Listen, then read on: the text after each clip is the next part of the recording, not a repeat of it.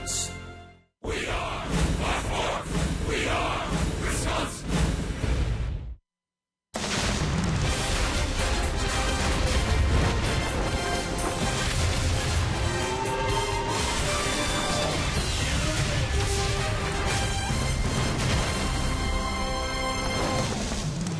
It's a Saturday afternoon in Milwaukee, Wisconsin. We're ready for baseball tonight. They're filing across the Hank Aaron Bridge.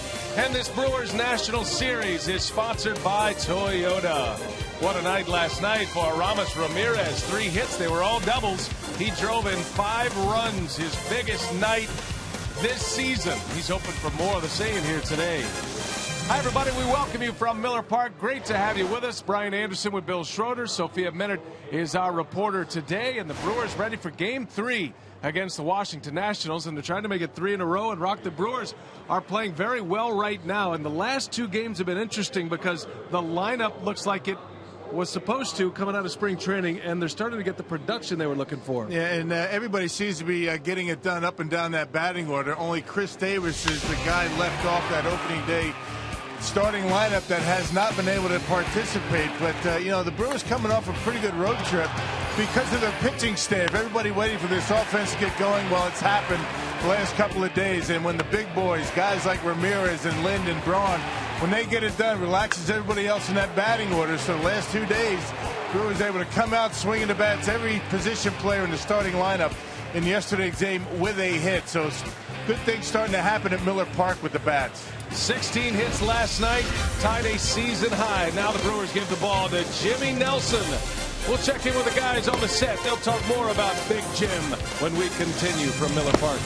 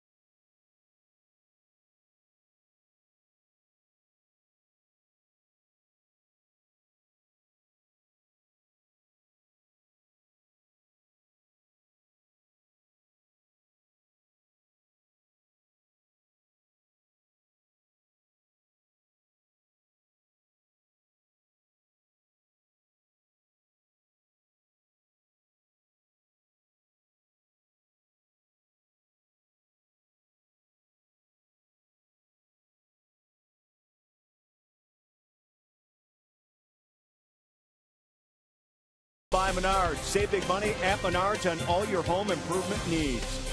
By Toyota. See where Toyota takes you. Test drive one at your Toyota dealer. Toyota, let's go places. And by Miller Lite, the original light Pilsner. Cheers, it's Miller time. Joe Ross of the Nationals making his second big league start. Jimmy Nelson of the Brewer crew coming off an impressive win in his last start against Pittsburgh. Jerry and Craig back on board with you. Almost time to play ball here from Miller Park. And look at Jimmy Nelson on the mound. Last time battled through the rain. You talked a lot about his education that he's going through here this year. The learning curve starting to pay off a little bit, isn't it? Yeah, there's no doubt about it. And the time before that, he struggled a little bit when he went out there. So last time he did a little evaluation of himself, came out more of an attack mode, more aggressively in the strike zone. When Jimmy Nelson can throw the fastball, get it in the strike zone, get ahead of hitters, then use that breaking ball slider, he is very good. Attack mode, get the ball, get ahead, and keep that focus of going one inning at a time. And that first inning was huge for him last time out. Got through there unscathed. Did not give up an earned run in his last start. So he's looking for another one here this afternoon for the Brewer crew. They try for 3 in a row. Wins and another series all on the line here this afternoon. The boys in the booth take you the rest of the way.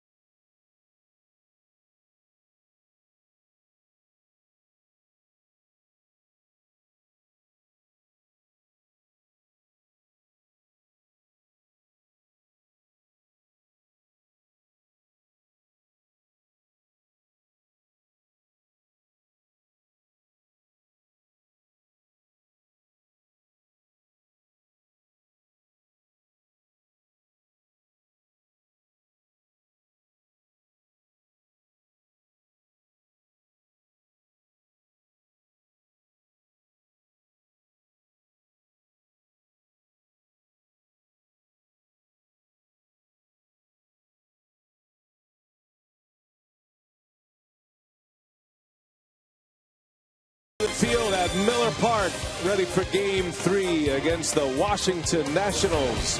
Brewers baseball on Fox Sports Wisconsin, presented by Potawatomi Hotel and Casino. Book your stay now. Roof is closed up on a Saturday afternoon. Still a little chilly outside. It's 66 degrees. There are some thunder showers in the area, so to keep it dry, keep it warm. And keeping Matt Williams and the Washington Nationals hopefully in the loss column. The Brewers trying to make it 3 straight. Nats had a closed-door meeting. Potawatomi batting order for Matt Williams, Denard Span, Anthony Rendon, Yunel Escobar at the top once again. Then you got Bryce Harper making an MVP run this year. Wilson Ramos catches. Danny Espinosa, his first career game at first base. Bottom of the order is the struggling Ian Desmond, Michael Taylor, and then Joe Ross, a rookie making just his second start. There is Jimmy Nelson. His numbers are good. They're even better at home, a 3.38 earned run average at Miller Park. Yeah, coming off a very good outing against the Pirates in Pittsburgh.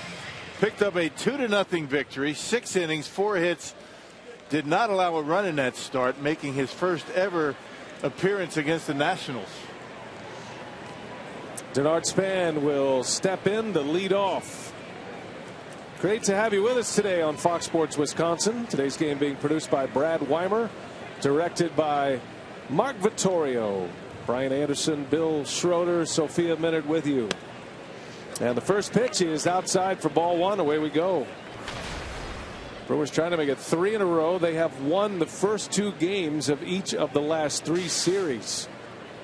And they are playing a ton of contending teams.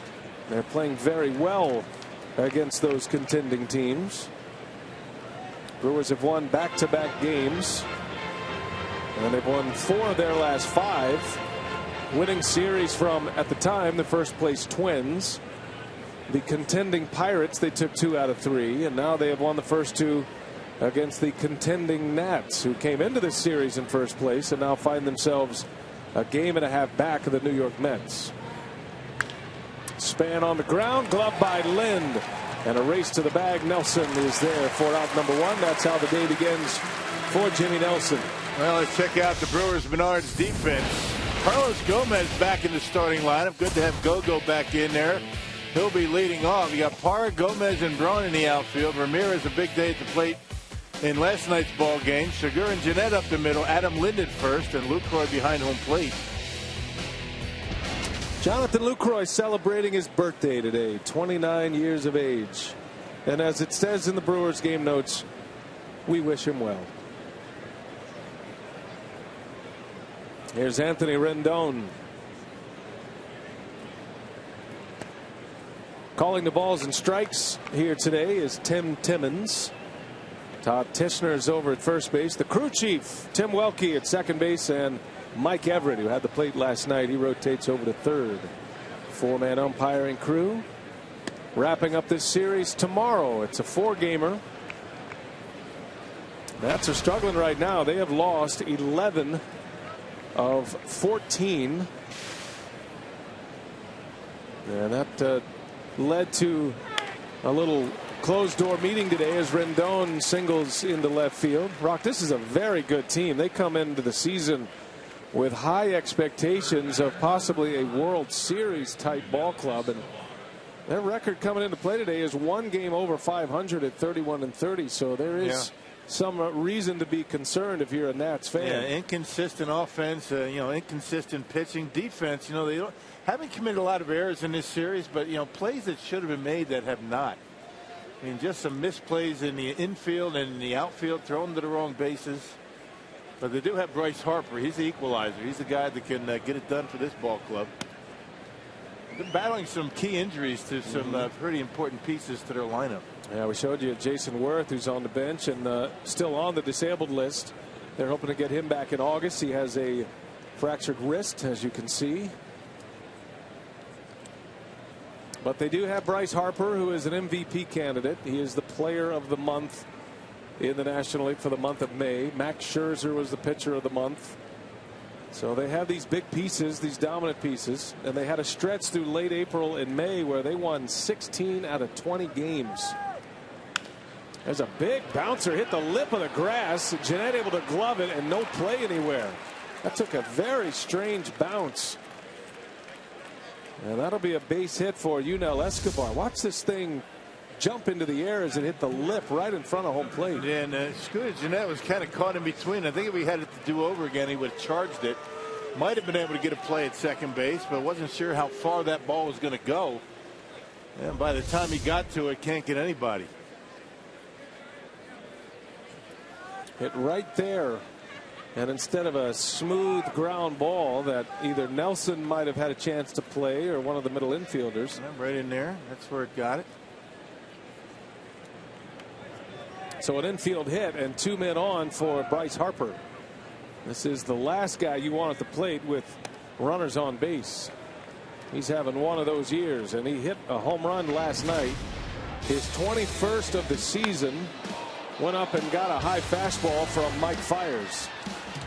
Just a strong upper body, uses his hips very well, strong arms and hands, and it seemed as he was a little bit out in front on that, and he just hammered it out of the ballpark. Harper, a little soft liner, that will fall, a base hit.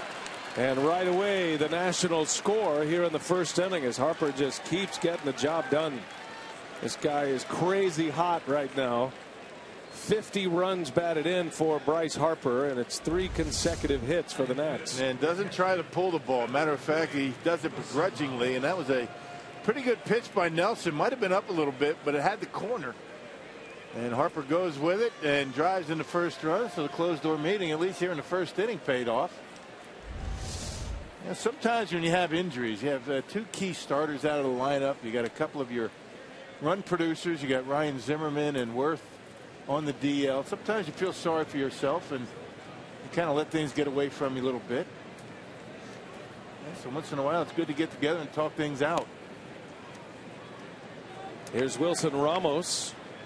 Of course, the Brewers aren't going to feel sorry for anybody when you talk about injuries. Yeah, they have just now started to get all their pieces back together. It's not the only reason why the Brewers are where they are at 24-38, 14 games under 500. It's a big part of the reason, though. Carlos Gomez returning to the lineup today. He has missed the last 3.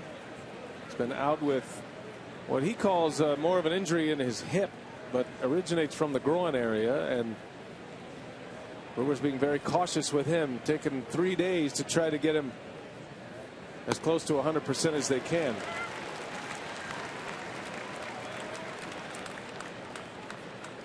And you have a leg injury, especially a guy that relies on his speed. You got to give him some time to recover, maybe feel a little bit better. He's not 100% yet, but says he's good enough to go. He's a gamer. He wants to be in the lineup.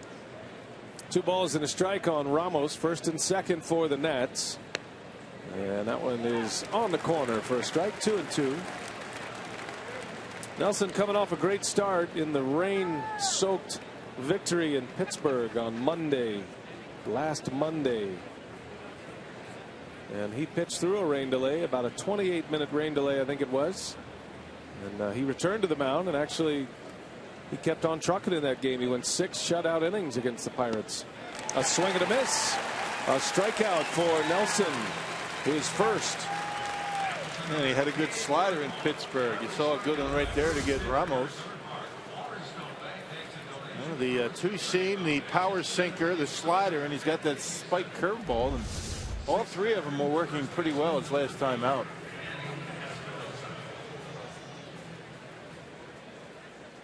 Nelson picked up his 2nd win of the season against the Pirates in that victory last time out.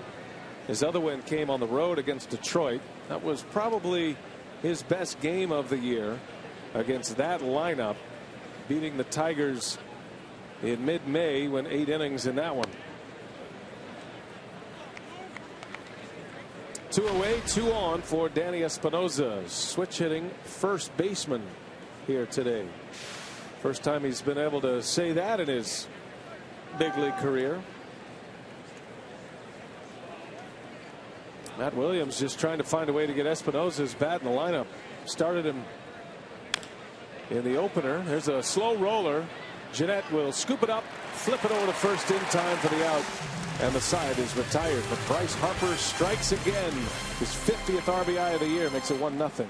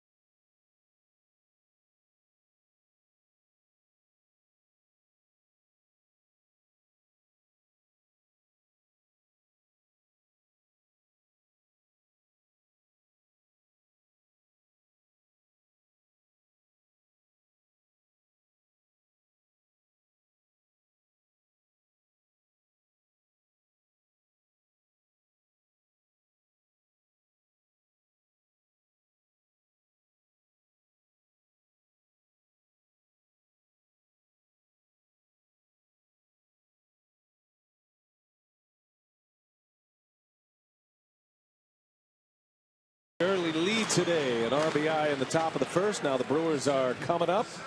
And Craig Counsell had his leadoff man back in the lineup today. Counsell trying to get that record moving towards 500. 17-20 as skipper of the Brewers.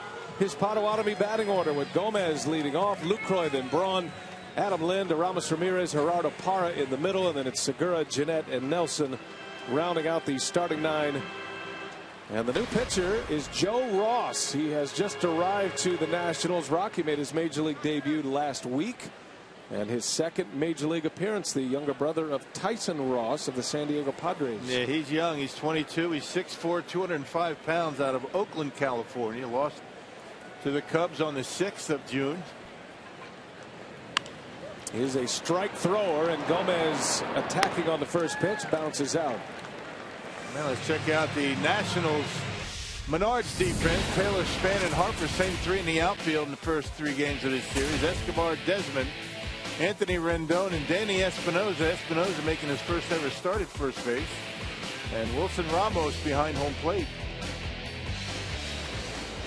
Yeah, Ross coming all the way up from Double-A. Double-A Harrisburg, where he's 2-2. A 281 earned run average in 9 starts. Facing Jonathan Lucroy here with 1 away in the first. Lucroy has been hitting leadoff the last 2 days. And the Brewers have 2 wins. Lucroy did drive in 2 runs on a big hit last night. Celebrating his 29th birthday today, Lucroy, and emerging as the face of the franchise. Probably the best player the Brewers have when you consider the position, the catching position. He is a rare bird in that category. He's a catcher who is a plus defender and a great hitter that you can hit anywhere in the lineup, including the leadoff spot, which is very rare to see a catcher in that spot. Yeah, he's just having a tough time getting going. It off to a slow start, then he broke the toe, and looked like on the last road trip he's starting to snap out of it, but has been kind of battling it up there at the plate. It's unusual for a guy like Lucroy because he doesn't strike out much. He hits the ball over the diamond. And usually guys like that are not going to go into long offers. And Lucroy missed 38 games with that broken toe. So he's playing in just his 24th game of the season here today.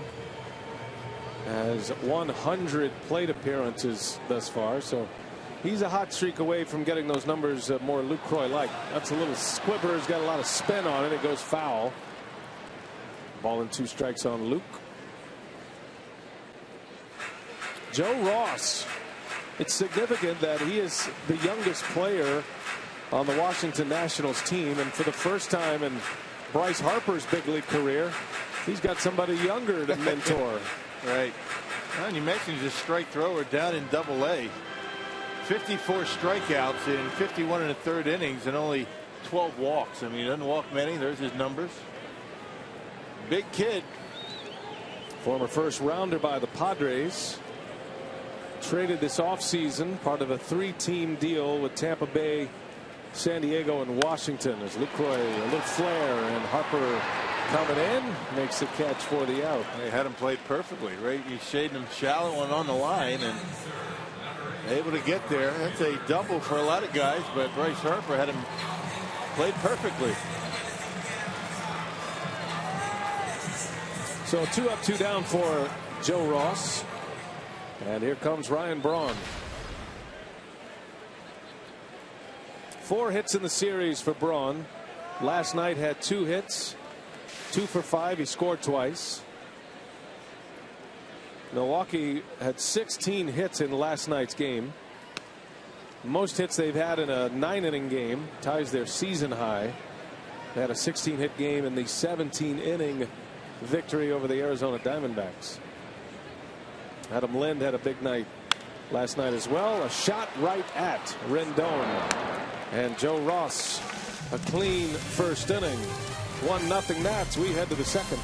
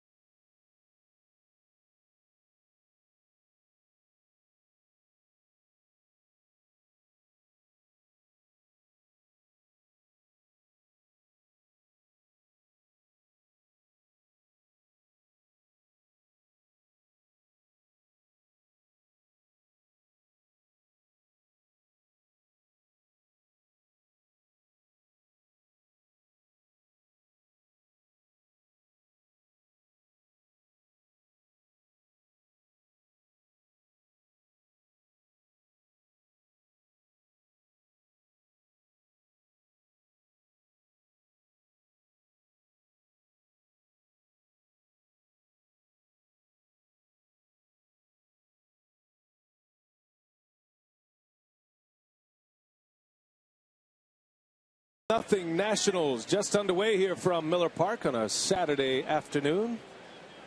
Head to the top of the second inning. Ian Desmond will lead off for the Nats. Michael Taylor, then Joe Ross. Bottom of the order coming up against Nelson. Jimmy giving up 3 hits and a run in the first. Bryce Harper with an RBI single. Desmond has had a tough time at the plate, and that'll give you a good idea about his struggles at the plate trying to bunt his way on. He struck out 4 times in yesterday's game. And Rock, this is a player that many felt was in that group, that short list of top shortstops in the game. And he has really struggled this season. .233 hitter coming in, just 17 runs batted in. He's played every day. And he struggled defensively as well. He's got 14 errors. So hasn't been able to, get going quite yet. That's the pitch that he's had a tough time with in this series, the breaking ball. Mike Fiers used it very effectively against him last night. Well, when you strike out 4 times in a game, it carries over to the next day. Did you ever strike out 4 times? No, I didn't. I wasn't good enough to strike out 4 times because I was up there swinging. I mean, you're going to hit some home runs, you're going to strike out. I just wanted to get the at-bat over with. Well, I have struck out 4 times. You're right. It does carry over. And the last thing he wants to do right now is get down in the count 0-2, Right. which he's just done. It starts to get in your head. He did have a hit and a pinch hit appearance on Thursday night here.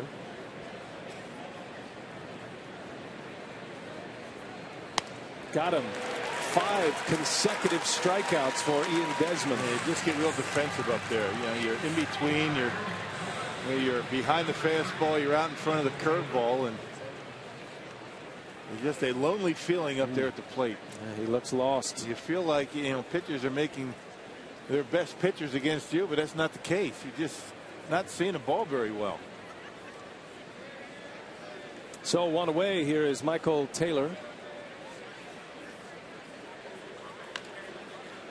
A little chopper. That's fair. Taylor didn't see it right away, and Ramirez plenty of time to throw him out. Hey, the Brewers homestand continues Monday and Tuesday night as the reigning American League champs. The Kansas City Royals come to Miller Park for a 2-game interleague showdown with the Brew Crew. Tickets start at just $9. Go to Brewers.com to reserve your spot today. A lot of former Brewers are going to be coming to town.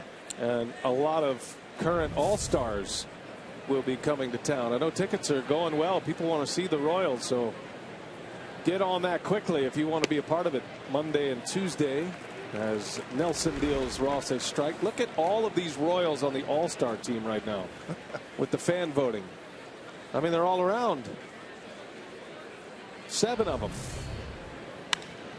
Liner in the right. Braun is there. Nice inning for Jimmy Nelson. He needed a quick one. Nats go in order. Brewers coming up.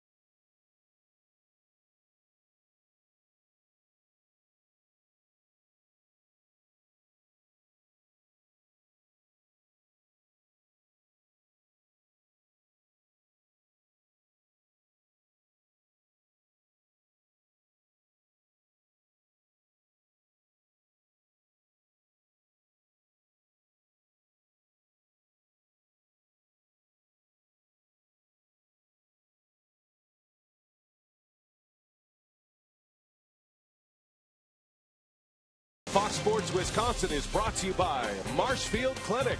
Don't just live, shine. By Piggly Wiggly, the official supermarket of Fox Sports Wisconsin. And by Hupy and Abraham. 800-800-5678. Hupy and Abraham. Tell them you mean business. Back at Miller Park, 1-0. The Nationals have a lead here in the bottom of the second.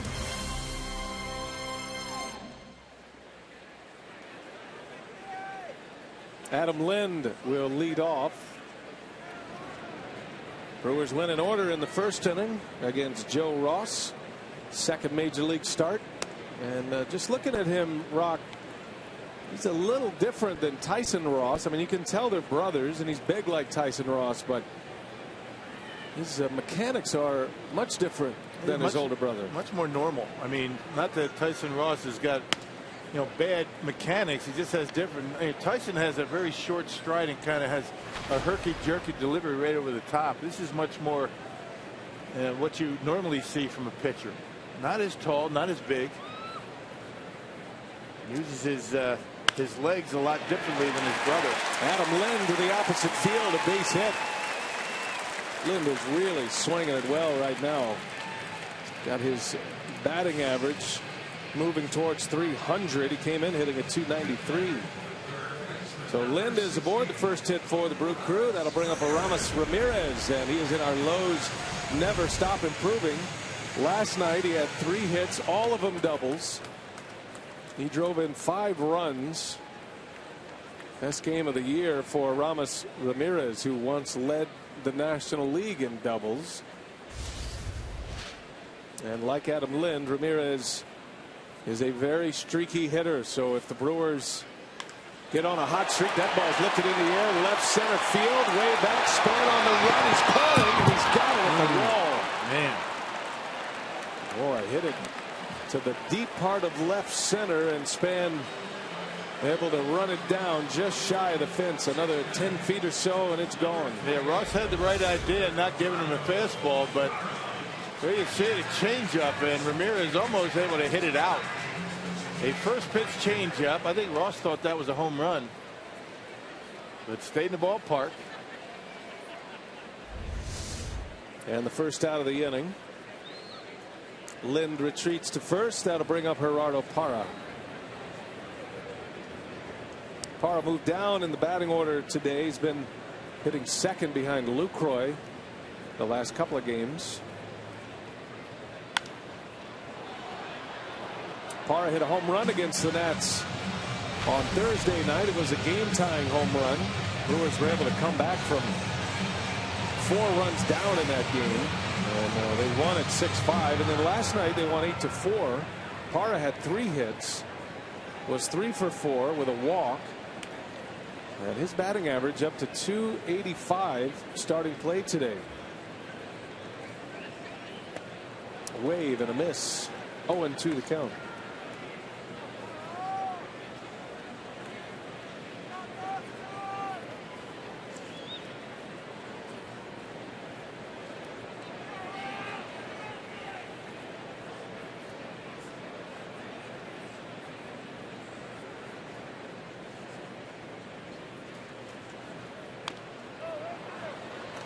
Now Joe Ross, as Rock mentioned, coming from Double-A, as Parra tries to shake off that one right off his foot. Ross has that changeup, will work down in his zone. He will get ground balls when he's right. I think they got him near the knee, didn't it? Somewhere, didn't hit the pad, I don't think, and he's in a lot of pain. See where he gets with a slider coming in off the plate. Ooh, yeah, right under the knee, on the shin. Right under the knee, right on the bone, and that's why he's having such a difficult time.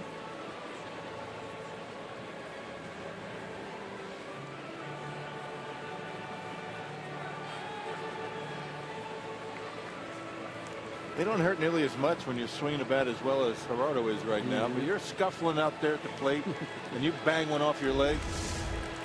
Takes a little bit longer to shake it off. Man, right on the shin, below the knee, above the protective gear he has. No balls, 2 strikes. If I'm catching, I throw the same pitch. And he spikes it, throws it away. Lynn's on his way to second.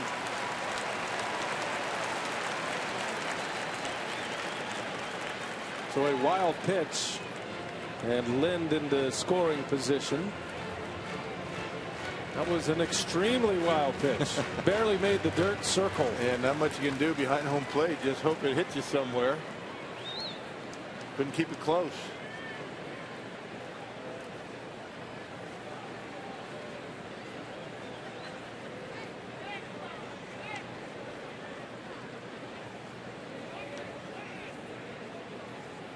One ball, 2 strikes on Parra.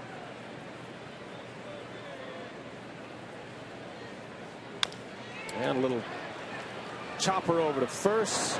Espinosa hits Ross cover in the bag for out number 2. Lynn does advance, but there are 2 men out now. And Parra still trying to shake off the effects of that foul ball off the shin. Looked like he was running okay. Got down the line in pretty good shape.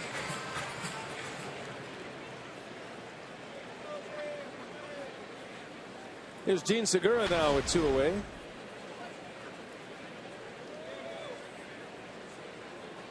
Three hits in the series for Segura. Was 1 for 4 last night. And he shows bunt. Not a bad idea. That was a strike in there. None of these Brewers have seen Joe Ross. Made the jump from Double-A to the big leagues. He started his major league debut against the Cubs by retiring the first 9 batters he faced. But then the Cubs made some adjustments after they saw him once. Segura waves and misses. That slider from Ross, not even close. 0-2.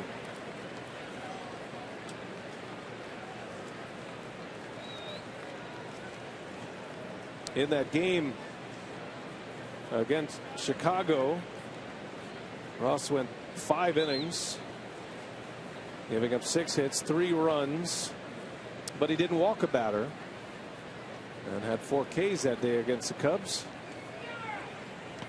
Tried another one. This is low. Got 2 different breaking pitches, it seems like. The one that Segura swung to, the pitch before that led, looked like it had a lot of right to left break, not much downward movement. That last one had more of a downward break to it, not much of a right to left. So different pitches called the same thing, sliders, both of them, but they come out of his hand differently.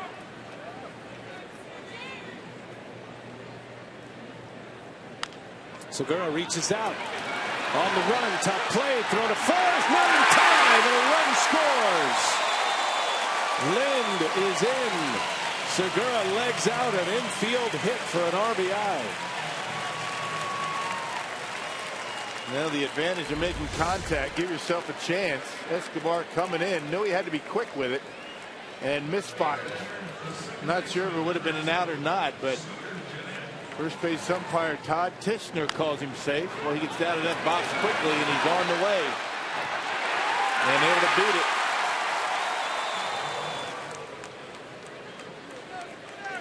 Brewers dugout engaged with Segura, and an RBI infield hit, 17 ribbies for him.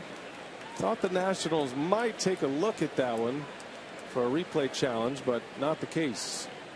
Those bang bang calls are hard to get overturned these days. Managers aren't willing to risk the challenge. Well, that might be one to look at. I mean, it cost him a run, but I'm not sure if Espinosa, who's not used to playing first base, was able to keep his foot on the bag, or not sure if it even mattered. Looked like Segura beat it anyway. It will be very interesting to watch Espinosa here today. Scooter Gennett with 2 away. In all these little things, Espinosa's, he's not going to have any trouble with ground balls, or if he's got to make a throw, it's the cutoffs, right? The cutoffs and relays, the pickoff plays, bunt plays. Playing in his first game ever at first base.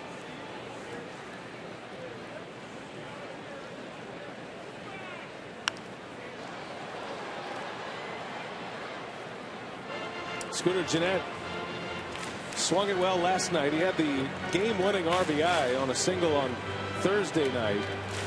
Little cue shot that landed inside the bag. Gave the Brewers a late lead. That came in the 8th inning, and then Francisco Rodriguez came on in the 9th to save it.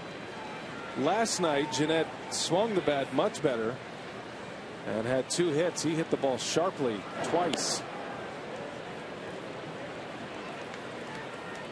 That was a little awkward return for Segura. See if we can figure out what happened here. Just kind of caught in between. I mean, it looked like he wanted to dive back, but just stuck like a lawn dart. He didn't slide much. And then doing all he can to hang on the bag. I thought it was going to be Espinosa who had trouble at first. Segura's been where he is plenty of times. It looked like the old Prince Fielder head first. He just hit the ground and just stuck there. First base coach Mike Guerrero has got the stopwatch in his hand. That is to mark the times of the pitcher, how long it takes him to get the ball to home plate, and determining if it's a green light to steal or not. That's a swing and a miss. Actually, beg your pardon, foul ball. And it's 1-2 on Gennett.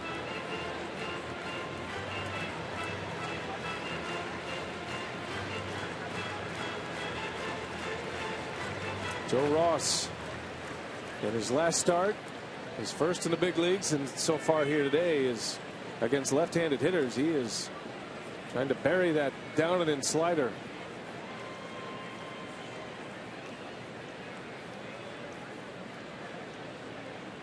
And Gennett rips one right center. Got a chance. It splits the alley. Segura around third. He's going to try to score. Here comes the throw. Segura safe.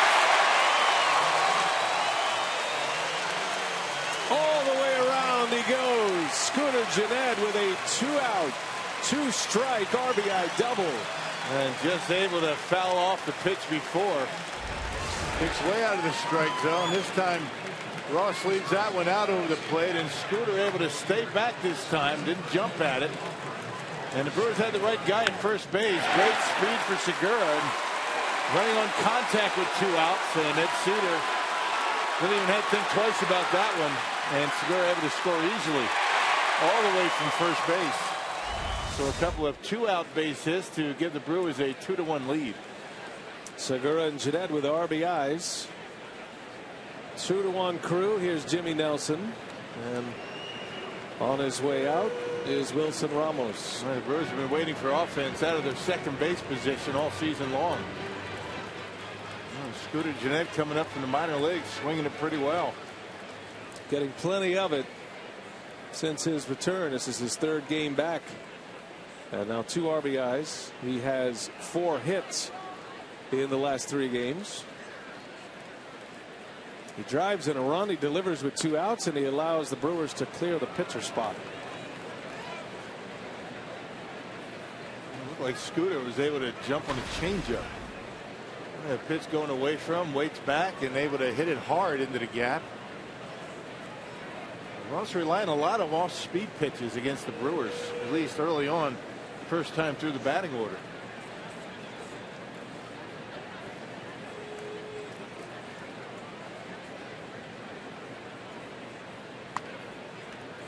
A strike to Nelson. 0-2 the count on Jimmy. Jimmy has never had an RBI in the big leagues. He never had a hit until he arrived in the big leagues last year. He's got 3 hits this season.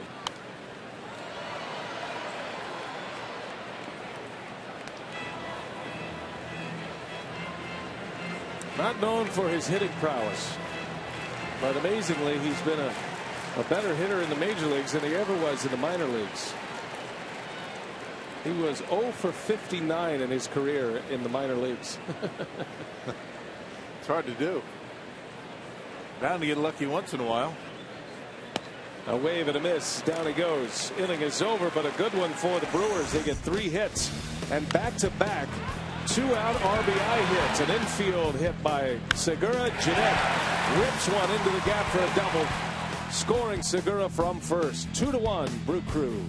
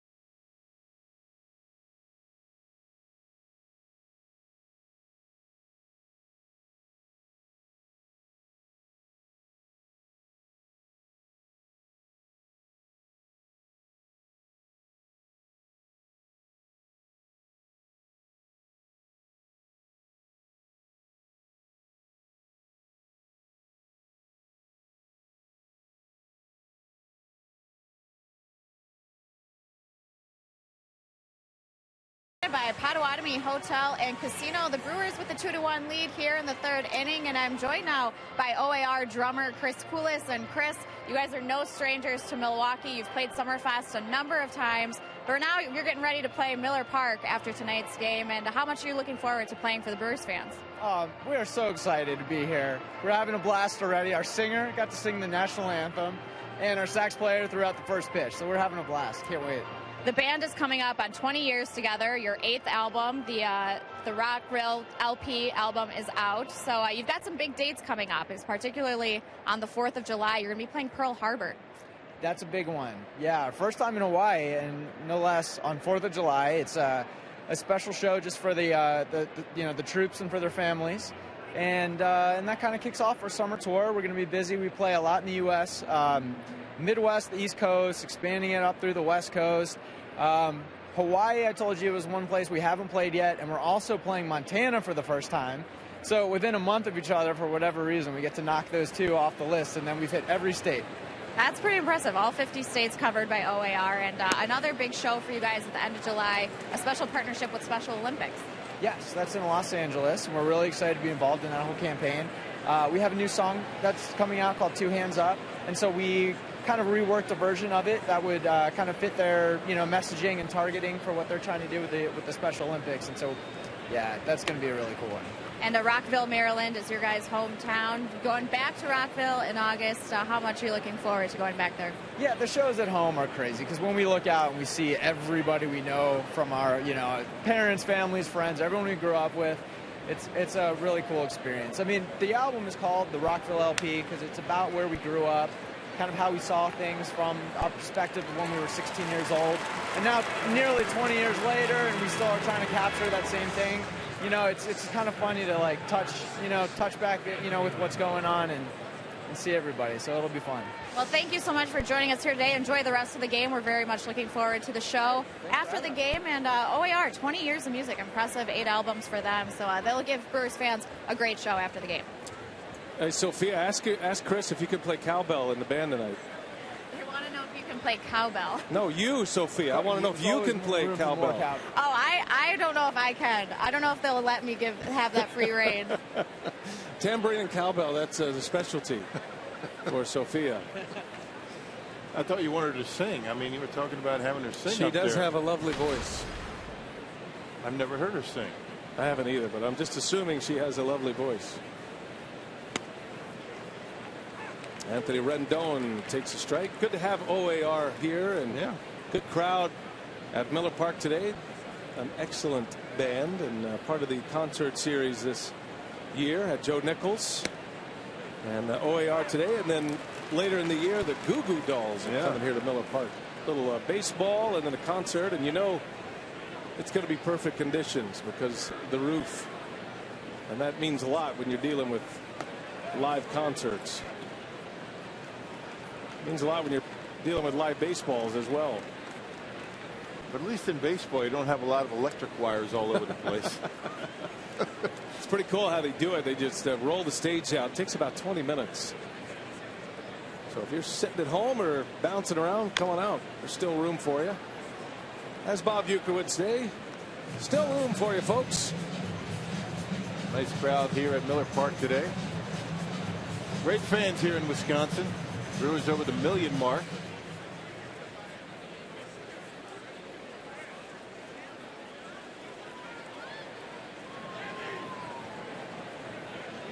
Here's a 2-2 to Rendon, and that one misses. Wow.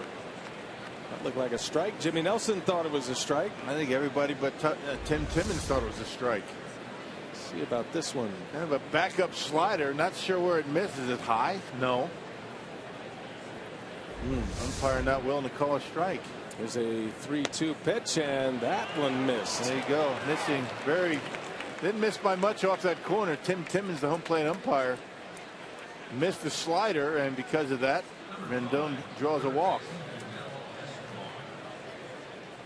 Not quite sure why you don't call pitches like that strikes. We got to have a little powwow with our buddy Bruce Fremming. He's here today. The supervisor. When you get 2 strikes on the hitter, these guys don't swing at him, and they don't call him. So that'll bring up Yunel Escobar. Runner at first, 1 away. Bryce Harper on deck. Well, there is a direct correlation to the year that Escobar is having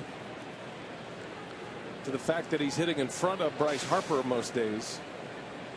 He does see a lot of strikes. He's a free swinger, Escobar, always has been. And last thing you want to do is walk him to get to Harper the way he's been hitting home runs. He does take a big hack up there, and because of Harper, he's getting good pitches to hit. Escobar among league leaders in batting average coming in. He's 9th in the league in hitting. Hit hard, left center field. That is way back there, and it is gone. A homer for Yunel Escobar. So the Brewers take the lead in the bottom of the 2nd. The Nats get it right back. A 2-run blast from Escobar, just his 3rd of the year, and it's 3-2 Washington.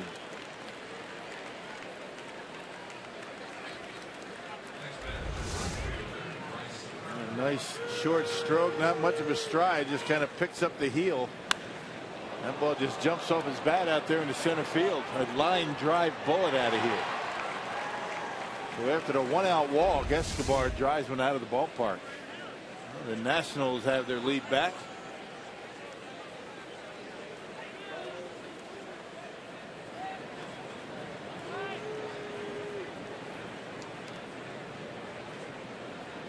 And here is Bryce Harper with 1 out.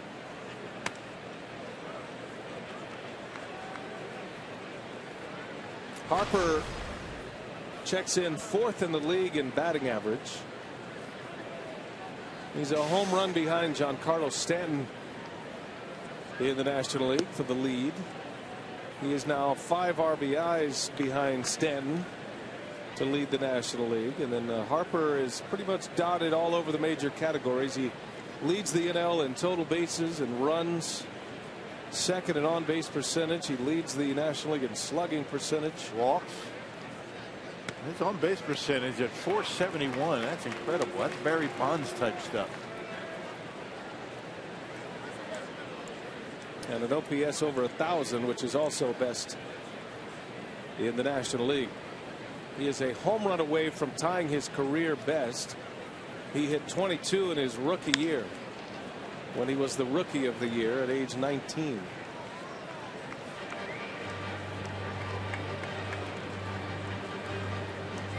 And they say he's matured as a hitter. He's made a lot of adjustments over his short big league career. Right on top of home plate. And handles the outside corner pretty well because he's right on top of the plate. Lucroy sets up inside. Nelson gets in there, but Harper able to muscle one into center field for a base hit. So his second hit. Top of the order is giving Jimmy Nelson all kind of fits to start this game. Harper making it look easy these days. I mean, that was a pretty good pitch. I mean, up and in to a lefty's normally going to be a good pitch, but Harper pulls the hands in. He's able to get on top of it and just dump it into center field. You get a lot of outs with that pitch to most hitters.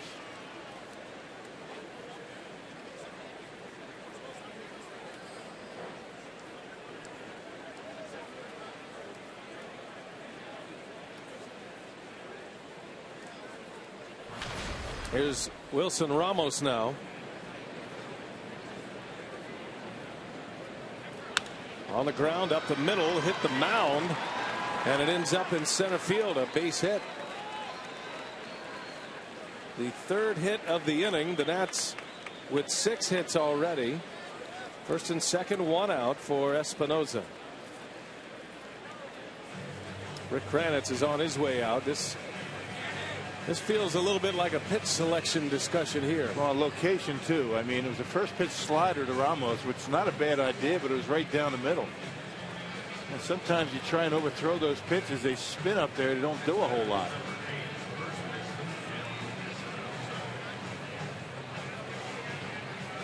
Jimmy Nelson, his best pitch was his slider coming up through the Brewers minor league system. And even as late as last season, when he was the Brewers minor league pitcher of the year and the Pacific Coast League pitcher of the year, but kind of lost that slider when he got to the big leagues last year.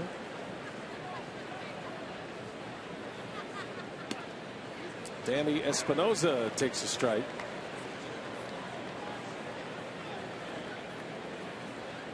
Nelson finding a curveball this offseason. He worked on a few grips and settled on this spike curveball. That's provided him with a change of pace pitch.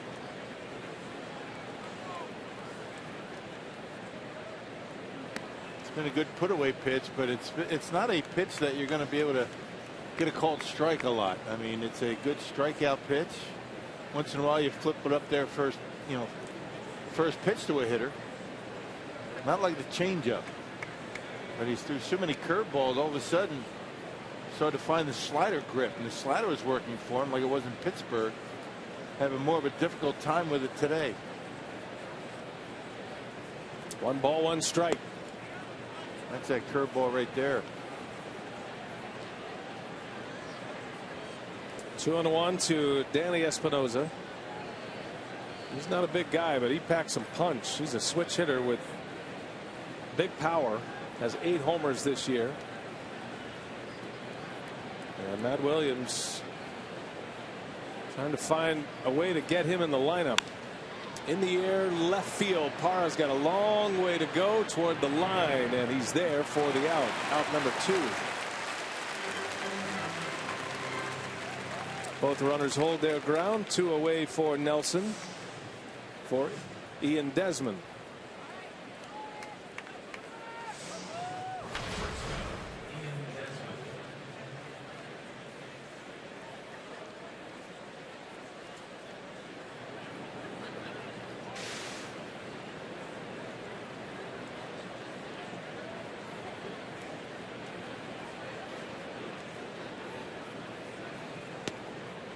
A strike to Desmond.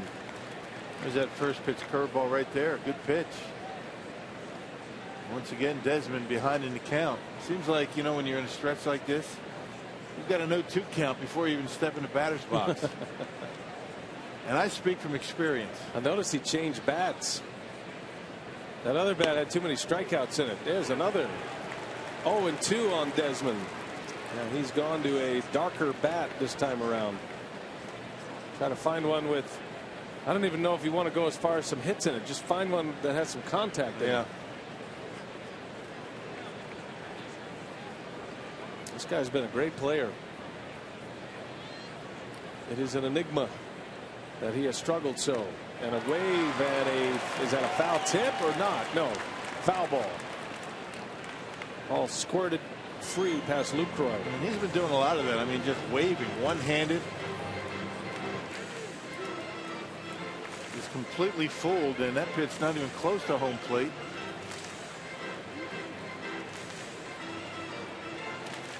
Todd Tishner keeps you guessing up here, doesn't he? I'm telling you.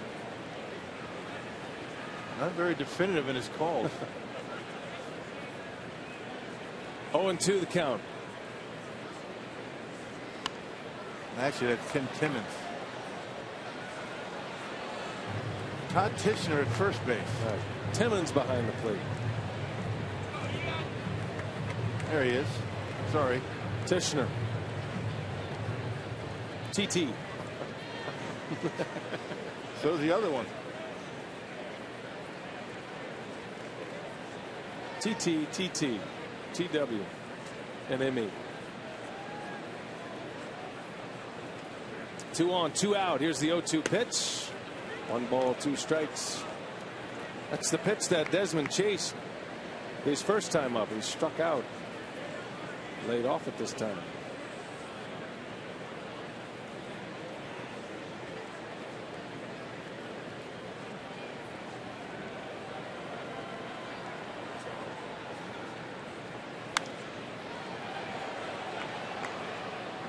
Desmond has been an all-star.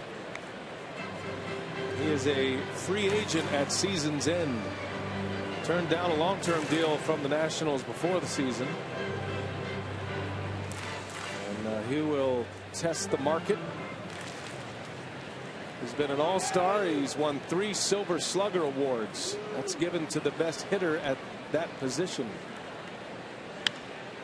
Little flare in the center. Gomez is there, and the inning is over. A 2-run homer by Yunel Escobar has given the Nats the lead once again.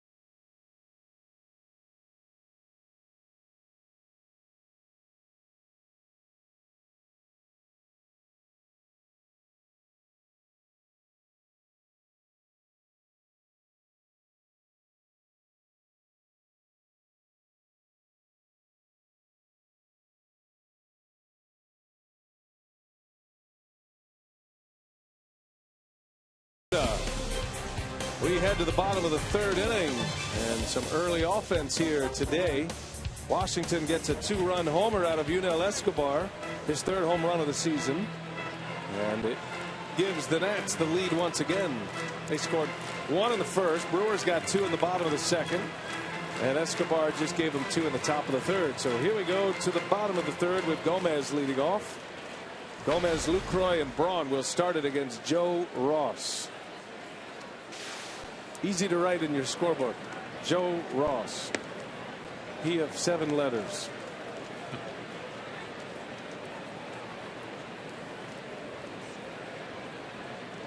'22-year-old out of Oakland. slings it in there. A little change up to Gomez.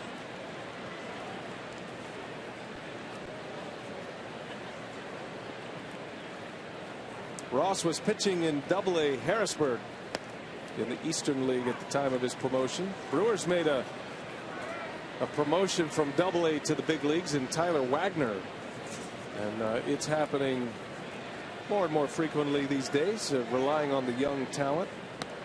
A lot of great prospects at the Double-A level. Yeah. That's one of the biggest jumps between A ball and Double-A, other than Triple-A to the big leagues. But as far as in your minor league career, you get to Double-A and they consider you to be a pretty good prospect.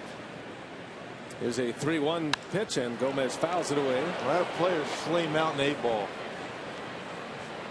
That's the separator, right? Yeah. And there are multiple single-A teams with every organization. The Brewers have 2 single-A clubs, 2 rookie ball clubs, an Arizona League, Dominican Summer League. So you had all of those players and teams feeding into one Double-A team and one Triple-A team. Full count to Gomez, and he got him. He chased one. Carlos strikes out for the first out of the inning. Got him on a slider, didn't do much. Hey, today's time of the game winner, the Gaslight Bar and Grill in Ellsworth. That's the far western part of Wisconsin, up there by the Minnesota border. Ellsworth, Wisconsin, if they call the Brewers in the next 24 hours. They get 40 Miller Lite beer pen tickets to a Brewers home game. This offer courtesy of the Tavern League of Wisconsin and Miller Lite. Jonathan Lucroy with one away. Swings at the first one off the glove of Ross. Desmond can't make a play, and Lucroy with an infield hit. Second infield hit of the day for the Brew Crew. Yeah, Luke will take it. Just streaking down that first baseline. And had he not touched it, Ross, that would have been an easy out. It would have been right to Rendon for an out, but he knocks it down, and Desmond can't make a play. So there's your base runner with one out. And a man on for Ryan Braun. Ryan bounced out to second in the first. He hit it right on the button. And a one hopper right at Rendon. He is the club leader in homers with 13. A little late on that fastball. Powerball home run leaderboard entering play today. Lind has 9. Ramos Ramirez making a bid at his 8th in his first at bat. Came up just short. The Brewers as a team coming into play today with 58 home runs. Nationals have hit 65 homers this year. Bryce Harper's been a big part of that. He's got 21 of those. Yeah, Brewers right behind the Nationals in team home runs. Brewers are 5th. Nationals 4th. It's impressive for Washington. Certainly Harper carries the heavy load there, but that's a big ballpark, a pitcher-friendly ballpark in D.C. Hitting home runs like that guy did, Matt Williams. Right, Dodgers lead the National League in home runs. When's the last time that happened? We got to get a man on that. There's a strange weather occurrence out west. My scout friends tell me that the wind's been blowing out a lot in San Diego and Los Angeles, Anaheim. Apparently Houston too. They've got 83. Wind blows out a lot inside Minute Maid Park. In that dome. It does. You're right. Strong wind, especially when the Astros are batting.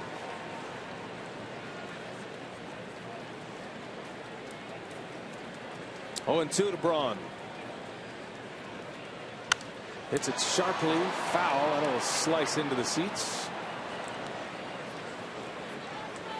Braun is truly amazing how he can drive the ball to the opposite field. That swing right there didn't produce a hit, but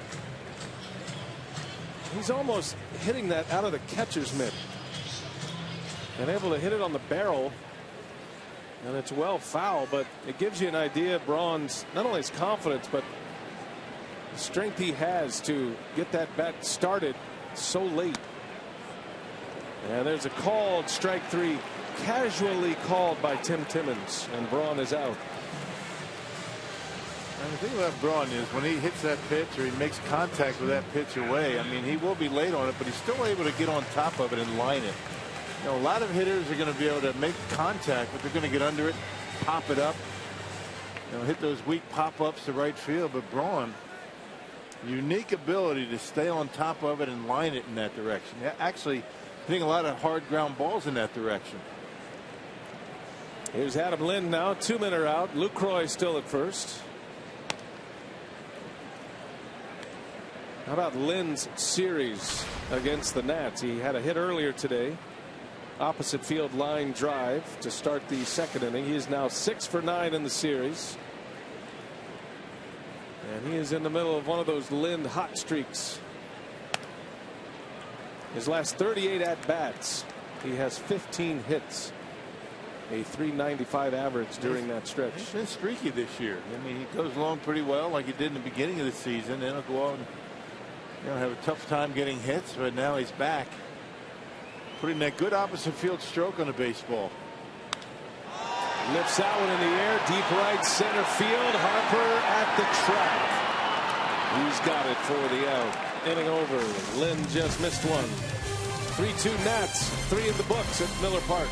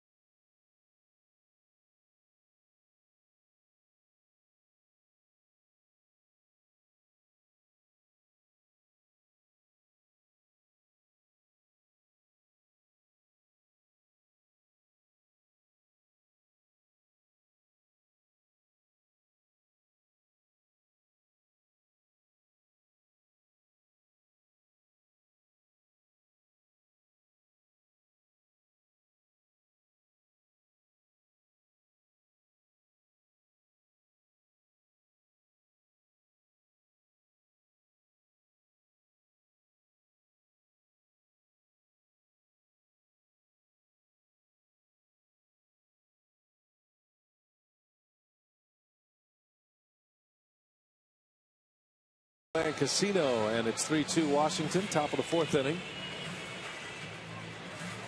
Well, Jerry Augustine on our Brewers Live pre and post. He's also joining us during the broadcast to break down some pitching mechanics, and we got him back in the production truck. What are you seeing today from Jimmy Nelson, Augie? Well, the big thing with Jimmy Nelson is where he stands on the mound. He stands on the far left side of the rubber, and as he starts, what that does is opens up his body to the plate and gives him a little bit of a different angle. Then he gets to his balance point, gets over the top, and that allows him to really get that max effort that he needs to throw the ball where he wants. He really wants to throw the ball and be effective on the outer half, the outside part from a right-hand hitter, and that angle that he throws from the left side of the mound really allows him to do that. And Augie, does that make him more effective against left-handers or different sides of the rubber? If he was on the right, third base side of the rubber, would that make him more effective against right-handers, or what's the thought behind that? Well, the thought behind it is he really wants to own that outside part of the plate on the right-hand hitters, being able to dominate that. Not only that, it makes his breaking ball more effective. The one thing you do when you pitch from that side of the mound, you really have to get through the ball. You really have to finish up with your hand real well. When you do that, you get a sharper break, and that allows you to own more of the plate. So for Jimmy Nelson to own that outside part of the plate, he starts on that far left side part of rubber, and he owns that outside part of the plate to a right-hand hitter. Augie, he started throwing this spike curveball, and the spike curveball is just the way he grips it with that index finger, but that seems like a very tough pitch to just pick up when you've already been to the big leagues. I was a little bit surprised that he was able to to pick it up this offseason, and that he's been able to throw it with such command. Talk us through the spike curveball and exactly why that helps him throw this pitch. Well, the one thing, he grips the breaking ball when he gets the grip, and then he puts the pointer finger up on the ball, and that gives you, accentuates when you want to throw the ball. Makes you get on top of the ball, and by him standing on that far left side of rubber, and allowing his body to open up, he can get through. And when you come through with that ball, it accentuates the spin and gets over the top more. The main thing with spiking the curveball is it makes you get over the top of the ball, gives you that better spin and a better break. 1-2 pitch to Ross is a power fastball in there for a called strike 2 or strike 3. 2 outs now. Well, it seems like since he's been throwing the curveball, he's been able to find his slider. And is that normal? You kind of, put that slider on the back burner. You got excited about throwing that curveball. How has he now been able to throw the slider much better? Is there any similarity or any correlation between the two? Well, I think what has happened, Rock, is when he's actually moved on the mound. He said in order to open himself up to help him get through the ball, he really moved himself on the mound. He maybe moved himself from the far right side where usually a right-hander pitches the ball to the left side. And by doing that, he allows himself to get his hand through the ball, make it quicker. When you do that, what is a curveball? A curveball is a wrist and hand pitch, where a slider you really have to get out with your hand more than you do with your forearm. So what it did, it helped him get quicker on that slider, made him get through the ball, and that way the slider became more effective for him and was much sharper. Span on the ground. Nelson knocks it down, recovers to get it. More with Jerry Augustine as we continue. We'll be talking pitching mechanics with Joe Ross. Stay with us.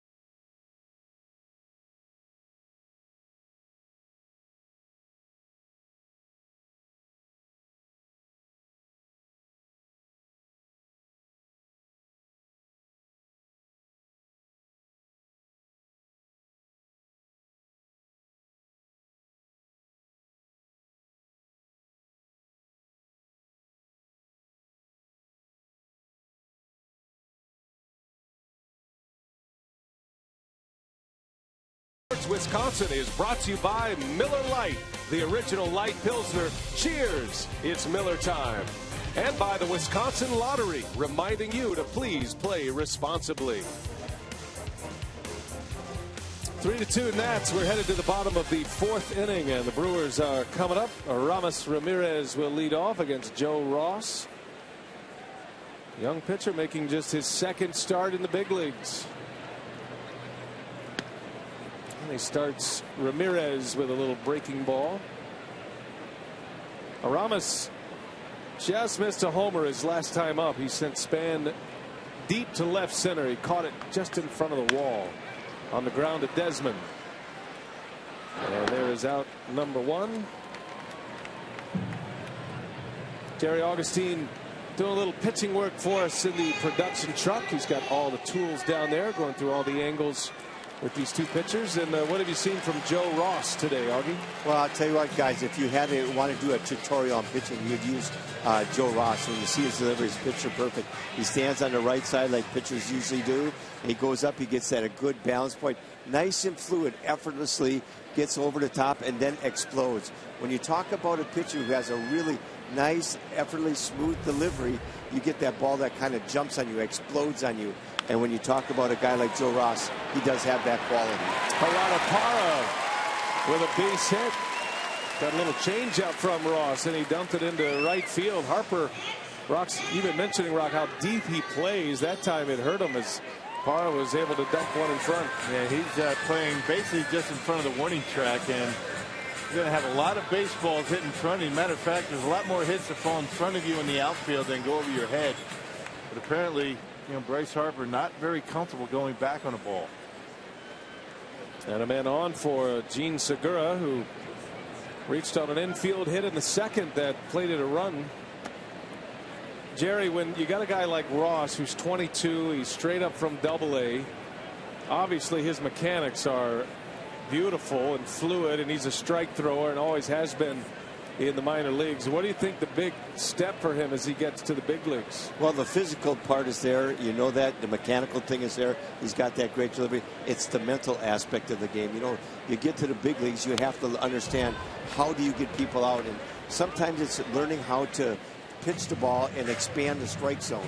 And that's what good pitchers do. They know how to throw their pitches. He has the three quality pitches.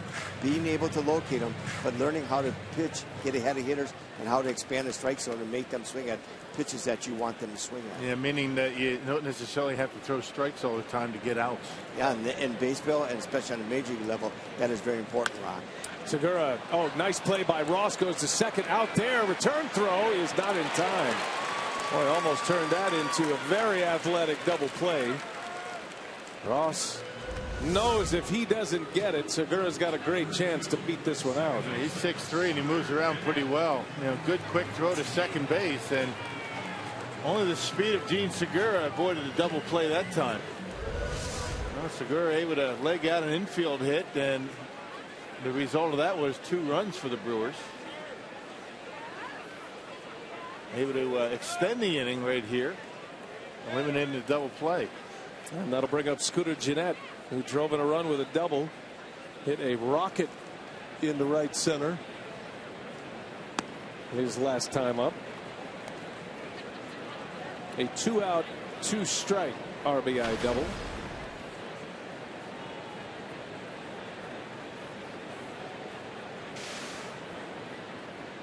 Brewers got 2 in the second to take the lead. It was short-lived. UNL Escobar hit a 2-run homer in the third for the Nats to regain it. That ball's hit well. Slicing from Span. Down it goes. Here comes Segura. He's going to hold at third. Oh, yeah. Absolutely. Well, I'm not sure what all the Boo Birds are about, but had he taken off, I think if Segura tries to score, he's going to be out by 20 feet. The only reason you might send him is because Jimmy Nelson's coming up. There's a change up. It looked like almost identical to the pitch he hit his first time up. And Span doing a great job of getting to that baseball before it got to the wall. Well, in my opinion, if Eddie sends him, he's going to be an easy out at home plate. I think third base coach Ed Cedar was waiting to see who was going to get the relay. If it was Desmond, it was a stop sign. He has a cannon for an arm. And maybe if it's Rendon, he'll send him. But the key, 2 keys right there. Span able to cut it off before it gets to the wall, and he made a very good throw into the infield. Well, Jimmy Nelson up there with 2 on. Back-to-back doubles for Scooter Gennett. 1 to right center, 1 to left center. And the other thing that plays into that for Ed Cedar is the fact that, let's assume that Segura is going to get thrown out. Who do you have leading off the next inning, right? And he would have gotten thrown out. He would have been thrown out easily at home plate.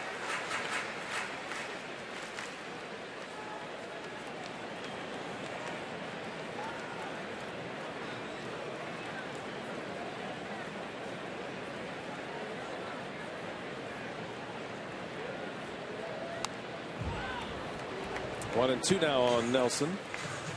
Jimmy struck out in the second. You figure at some point the odds are going to catch up, and there's a little flare to right field with an RBI written all over it. Yeah, here it comes too.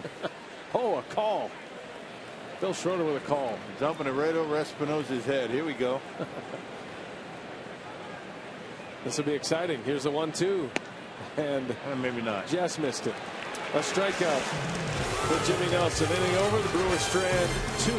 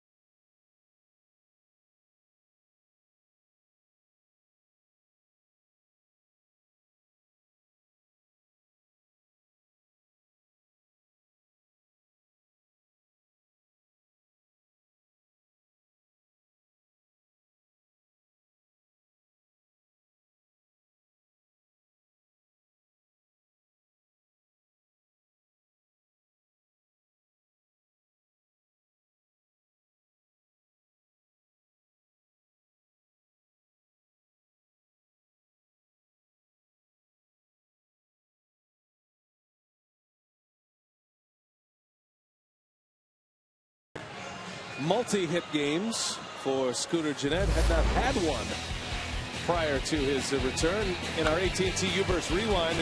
Not so much what he did with the bat yesterday, but how about this play at second base? That was a game-changing play in yesterday's game, robbing Wilson Ramos of a base hit. Not only that, but turned it into an out.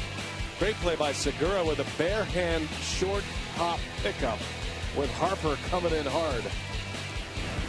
Beautiful. Kind of squelched the rally. It was the second out in the inning, and the Brewers able to hold the Nats down and end up winning the game. Looks like a different player than the one we saw before he was sent down to AAA Colorado Springs. Sometimes that happens. You know, you send a guy down, you give him a little bit of a head check, and things start coming around. And you know, 3 games is not going to really, you know, make a career, but certainly he's going in the right direction for sure. 2 hits tonight, 2 hits last night, and had the game-winning RBI in the 8th inning on Thursday night. Anthony Rendon at the plate. He'll start it for the Nats. They lead 3-2 as we play in the 5th inning.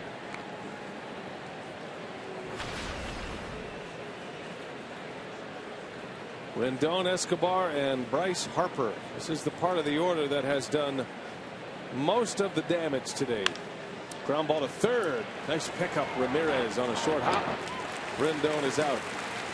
Hey, the Brewers wrap up their weekend series with these Washington Nationals tomorrow afternoon at 1 o'clock, and all fans in attendance get a bobblehead of the Brewers center fielder Carlos Gomez in his 2014 All-Star jersey, courtesy of Pepsi. Visit Brewers.com to reserve your spot at the ballpark today. Reserve your spot at the ballpark for tomorrow's game. Do it today. We'll make the reservation for tomorrow today, you're saying? That's exactly right. Today's already happening. Yeah. Today you just kind of show up and buy a ticket and see where you can sit, and there'd be no bobblehead. No giveaways today, but you get a concert. Yeah, giving away a free concert. It was Zuba's day yesterday. We missed it. I mean, we were here and we didn't. We said we were going to wear our Zubas on the air, but yeah, it was much better in theory than in execution. A curveball strike by Nelson. That was a good idea a month ago, you mean? Yeah, then I saw him, and with my particular outfit yesterday. Your outfit that my wife put together, just like yours does. Yes, he does. I can only imagine what I'd show up at the ballpark looking like. The Pirates broadcaster, Steve Blass, former big league pitcher, he once wore the same tie every day of the season on the air. Nobody said a word. The entire season.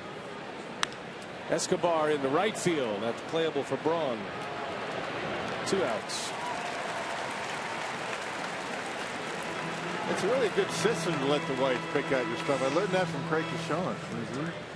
Not to throw him under the bus, but he deserves it. Get the sport coat, the shirt. You got the ties. Then they take a picture of it for you on your phone, so you can match them up day to day on the road. Wow, that's pretty detailed information there. I learned that from Kashawn. Here's Bryce Harper, 2 for 2 today, and he drove in a run with a hit in the first. I have a tendency to mismatch things pretty easily. It's the poor vision and the poor hearing that affects it, and the poor style. Yeah. In general. Absolutely no fashion sense whatsoever. Things started going downhill for you after the mullet. T-Mobile game changer, that is Bryce Harper today. And 5 hits in this series, including a home run. Has 3 runs batted in. Big swing and a miss. Nice curveball. That's been the pitch against Harper. Fire struck him out on a slow curveball yesterday in a key spot. Nelson doesn't slow down the curveball like Fires, but it is a change of pace off that 95-mile-an-hour fastball. Harper gets jammed, and one leads to the next. Harper can't get the bat head out on that fastball. Yeah, that curveball early in the count will slow that bat down quite a bit on the fastball in. Remember, he was able to dump a base hit into center field on a fastball in. Just couldn't get the bat head to that one. One pitch leads to the other. There's always a reason for every pitch, and there's an effect. Pitch to pitch on what you throw. The 1-2. Curveball in the dirt. You could see Lucroy pointing at Nelson. Down in the dirt. Bouncing. Harper didn't bite on it.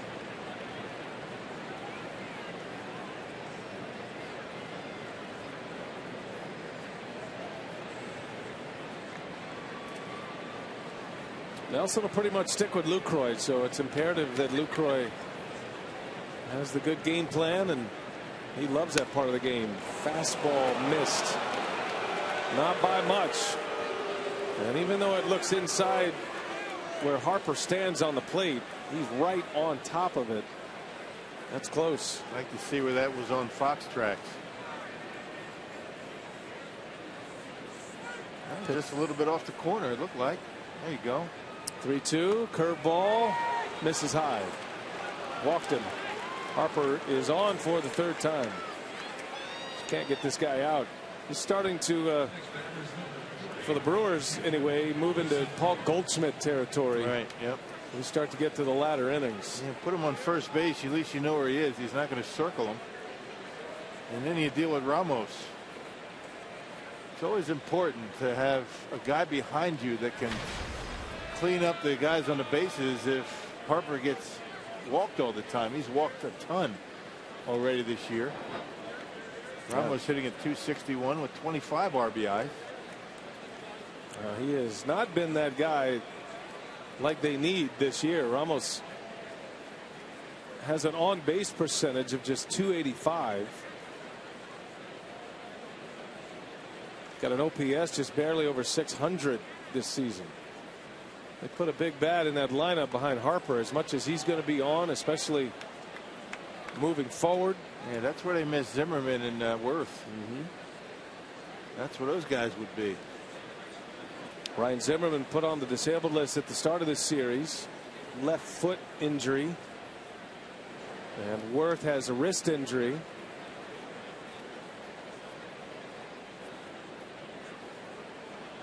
Nats are expecting Zimmerman back in 2 weeks, the minimum 15 days on the DL. They don't feel like it's that serious, just needed to get that foot settled down.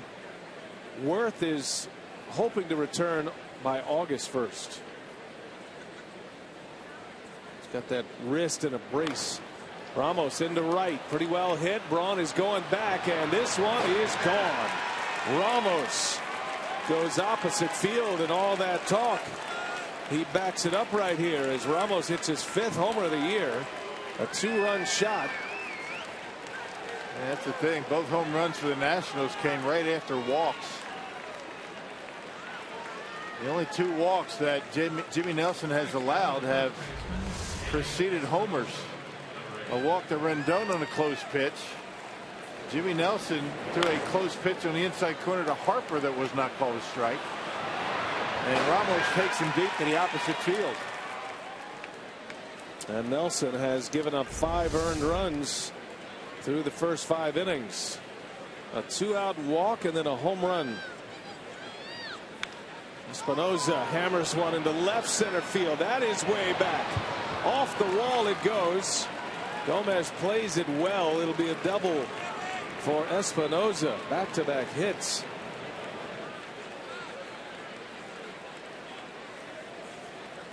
Fortunate that ball didn't leave the yard. Yeah, put a charge into that one. First pitch right after the home run hit by Ramos. Here comes Jimmy with a fastball, and Espinosa waiting for it and hammers it off the fence. That was a 94-mile-an-hour fastball on the outer edge. You went right with it. Well, it was all looking good for Nelson. 2 outs and nobody on. But the walk to Harper, the homer by Ramos, now a double from Espinosa. And here's Ian Desmond. It's 5-2 Nationals.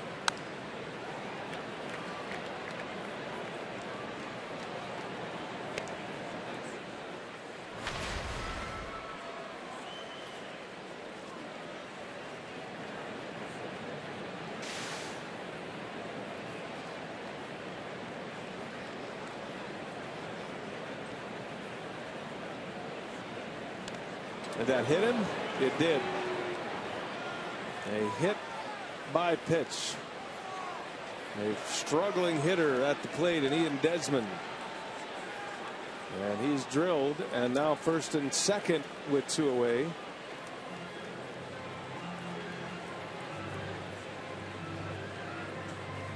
It's just one of those days for Jimmy. Just has not been able to really consistently throw strikes.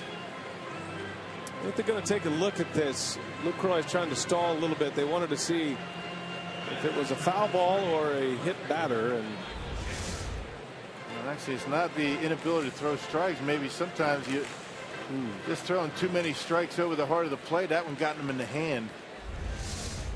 no challenge. Wild in the strike zone today is Jimmy Nelson getting too much of the plate. Now this is a big spot for him here in the 5th. Nats lead by 3.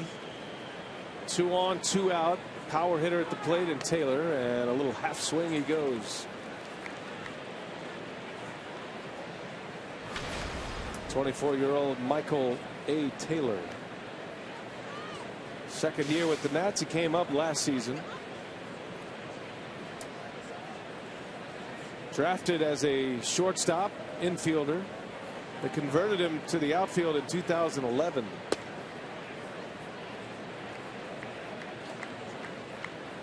He's had a bit of the clutch gene this year. All 5 of his homers have either tied games or given the Nationals the lead. Had a game-tying 2-run homer in the 8th inning against the Yankees on Wednesday. Jimmy just not able to find those corners, is he? Just a little bit off, trying to get that fastball in on the hands of Taylor, but misses badly inside off the plate. So the missing on the corners are getting too much of the plate, one or the other. 2 balls and a strike. Up the middle, a base hit. Espinosa around third, and he will score. The throw into third is late. And another run with 2 outs. It's been a 3-run inning for Washington. Michael Taylor with an RBI. All with 2 outs and nobody on. A pitch ever so close that almost rung up Bryce Harper. He ends up walking. Home run double, hit batter, and a base hit. 3 are in the inning. And he's got runners at first and third. 6-2 Washington. Rick Kranitz on his way out. That's just too much of the plate or not able to catch the corners. That fastball to Taylor got a lot of the plate, and he hit it hard into center field.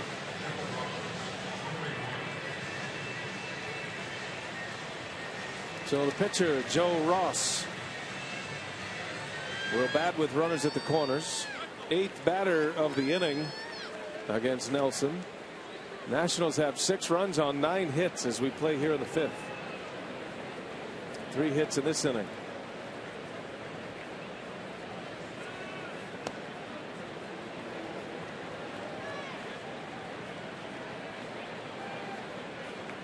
A frustrating day for Jimmy Nelson. Just can't quite find it.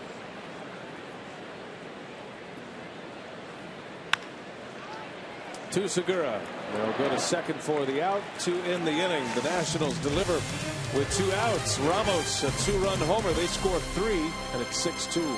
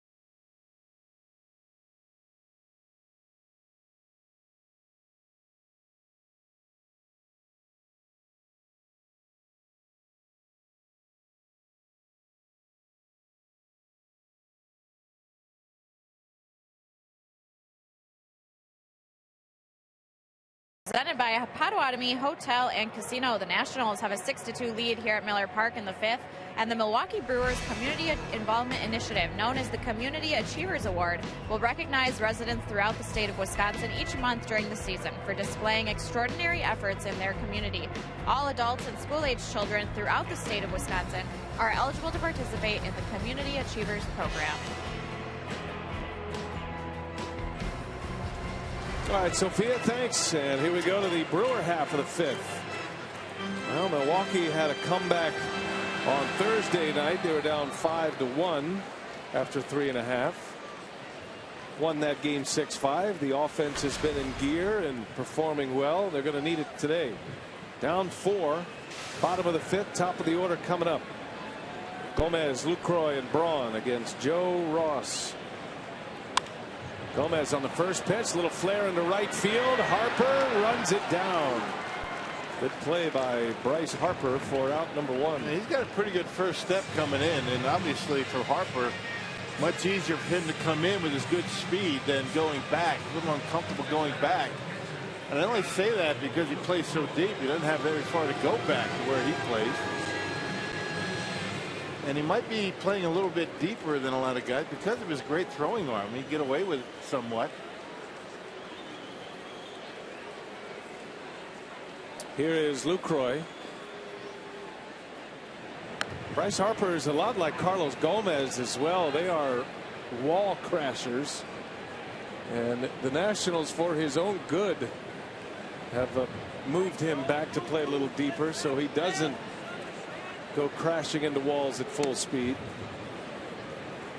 Trying to get him, and he's a tall guy anyway. He's 6'3" anyway, so try to get him to the wall, and he could take some home runs away. Lucroy with a base hit. Get him going. Second hit of the day for Lucroy. He's 2 out of 3. Well, that base hit off of Ross's glove his last time up, might get him going. Able to hook a pitch away. You don't see Luke do this very often, a pitch away from him, and able to go out and get it and hook it into left field. We're talking about pitching mechanics with Jerry Augustine. As far as hitting mechanics go, Lucroy's about as spot on as it gets. Yeah, leads with the hands normally, but he got the bat head out that time and able to hook it. 2 singles for Lucroy. Here's Ryan Braun. Brewers looking for a quick strike. And Braun right off the end of the bat. It'll roll foul. He called it an inside-out approach. Lucroy has it. Braun has it. You know, your good hitters that cover the outside corner have that. You get the bat head out too far, you have no chance really on pitches away ordinarily, but Lucroy did it that time. That's how you hit a ball that's middle in hard in the right center field gap, by leading with the hands. The barrel, the knob of the bat leads the barrel of the bat through the strike zone. Developing good mechanics from a very young age. By this point, it's habit and muscle memory. As Braun down the right field line, foul. The terminology that they use to describe that is staying inside the baseball. That's what that means. You lead the hands through the strike zone, the barrel of the bat follows, and then the top hand takes over at the point of contact. So all that is going on when guys like Darnell Cole, the hitting coach, will say he stays inside the baseball well.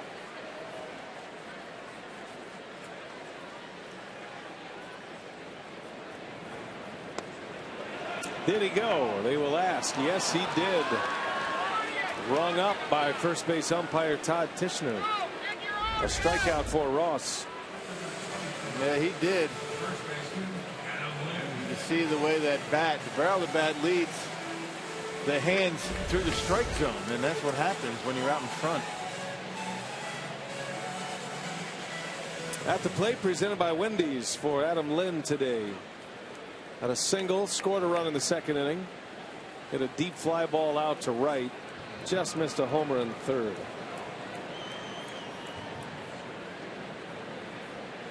He's up there with 2 outs. Adam Lynn stays inside the baseball well. And he's got a classic power hitting left-handed stroke, but then he can drive the ball to the opposite field very well as well. And he's able to keep the bat in the hitting zone. Doesn't have a loop in that swing. Keeps the bat in the hitting zone, that nice level swing. That's why he's able to get hits when he's a little bit out in front or a little bit behind the baseball, because the bat stays on plane a long time. Talk about mechanics a lot, and you look at these guys' swings, and you know, for young players, amateur players, if you're coming up and playing the game, you want to try to mimic some of these swings. I mean, everybody does that, every kid. But it's also important to remember, and every hitting coach and every hitter will tell you, there is a point where you just in a game have to trust your mechanics. Don't worry about that. You just have to be an athlete, be a hitter, and try to put the ball in play and make contact, and let your swing be your swing. You work on your mechanics, and whether your hands are in the right position or your legs, your hips, all that. Can't do that in the game. That all comes in during practice time, and that means, especially when you're trying to change things. We were talking to Craig Counsell about this the other day. He had a dramatic change of his swing mechanics at the end of his career, and he said, I had to, or I wasn't going to play anymore. Couldn't get to the baseball the way he had the bat way up in the air early in his career. And he spent the entire offseason over and over with that swing, a more traditional swing, to try to burn it into his brain, and the muscle memory would take over before he was able to go out onto the field. You can't be thinking about anything but what's coming at you. You just got to look for the baseball. You can't think about anything else. That's why these guys show up at 2 o'clock. They hit off the tee, and Darnell Coles and John Shelby doing soft toss, hitting off the tee, trying to groove that swing. Those mechanics, they have to be second nature. Yeah, the glory is what you see here. There's a lot of work that goes into being in this position. Full count, 2 outs. Runner goes, and Lind, and it's caught at second by Rendon. Took a hit away from him. Inning is over. A shutdown inning for Joe Ross. Nats lead it 6-2.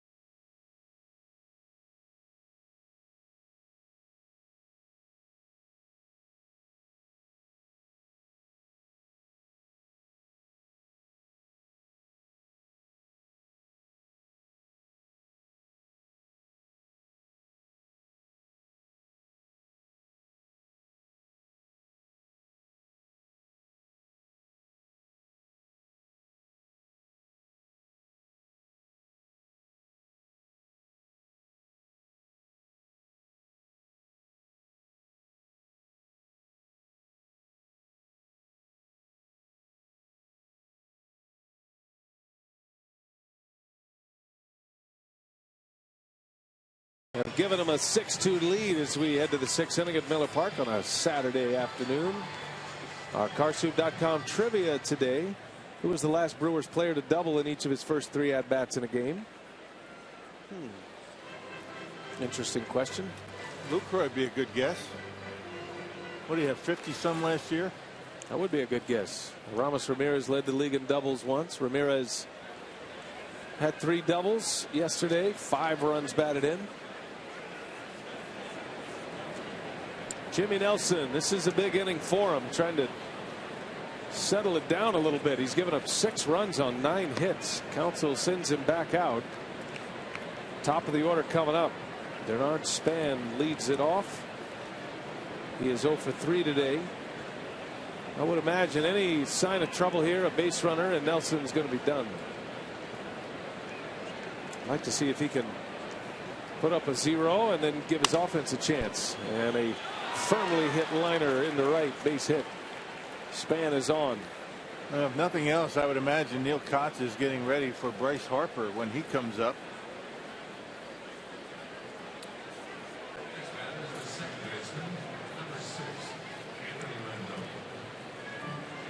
Anthony Rendon with Span at first. 10 hits for the Nats. And a long day for Jimmy Nelson.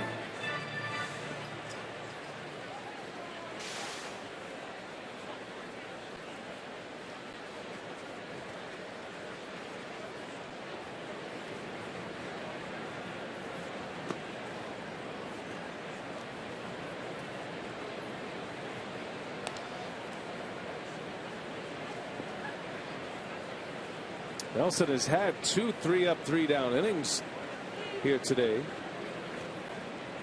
the 2nd and in the 4th inning, but every other inning he's had multiple base runners.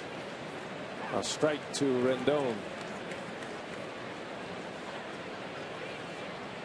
Escobar hit a 2-run homer in the 3rd. Wilson Ramos with a 2-run homer in the 5th. Both of those home runs came after walks. And the Nats scored all 3 of their runs last inning with 2 outs. Yeah, the only 2 walks of the game issued by Nelson, and they've cost him dearly.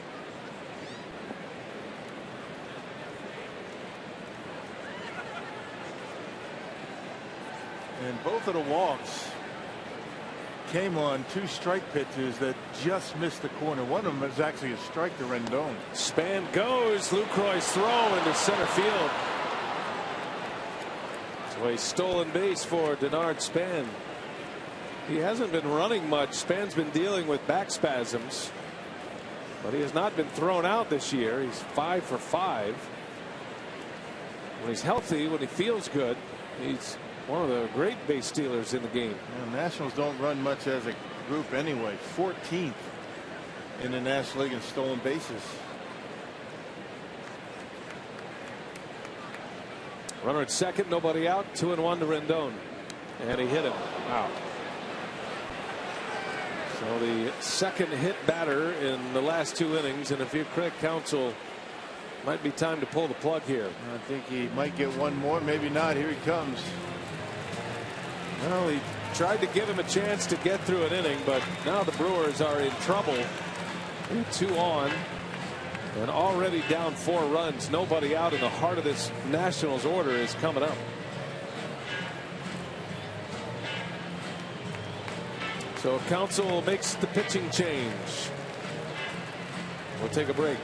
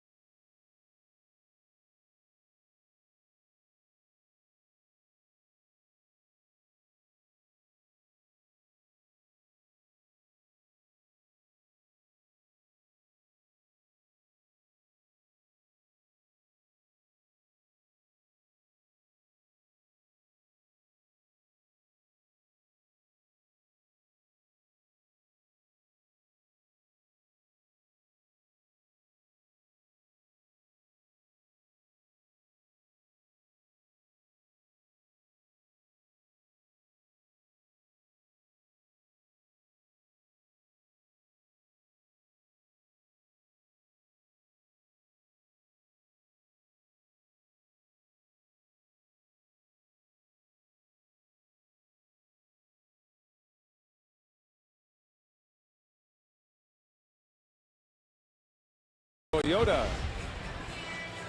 Well, got a good crowd on hand on a Saturday afternoon at Miller Park, but this one has been stuck in the mud for Brewers fans today. The Washington Nationals lead at 6-2. And Craig Counsell making a pitching change. Nelson is out, and in is Neil Kotz. Well, a little early for Neil Kotz, but again, with Will Smith back on the active roster after serving his suspension, Kotz in, one of 2 left-handers. Kotz was throwing the baseball pretty well, starting to get that earned run average down. Kotz last appeared in the game on Wednesday against the Pirates. Struck out the only batter that he faced. He's not allowed to run in each of his last 8 outings. Covering 8 in the 3rd innings. He has not been just a situational left-hander is the point there. Been going full innings. He's actually gone 2 innings on a couple of occasions.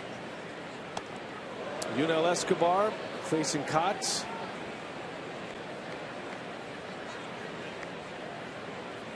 Two runners on with nobody out. Harper is on deck. 3, 4, and 5 in the batting order due up.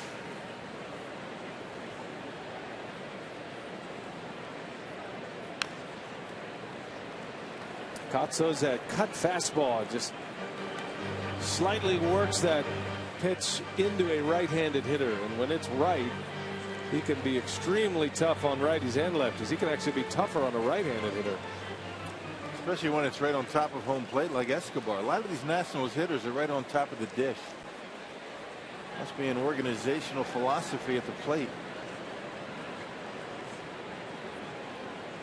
1 ball, 1 strike to count. Brewers could use the double play ball, and Escobar takes a strike. Boy, Escobar disagrees. Foxtrac's headed a little high.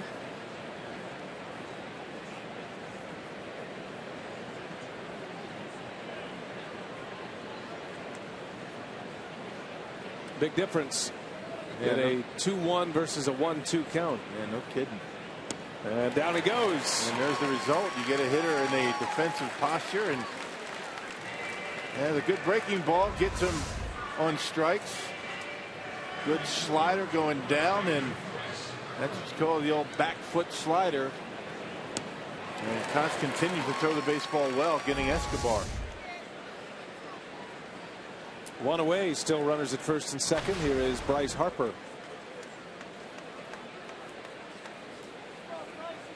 2 for 2 today, now hitting .340.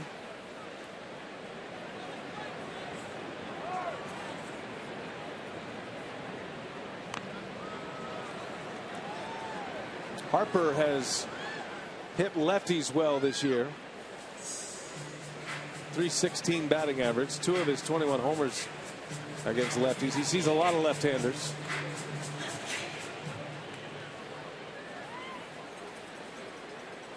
Those are big numbers. Drove in a run with a single in the first. 50 RBIs. The 62nd game of the year for Washington.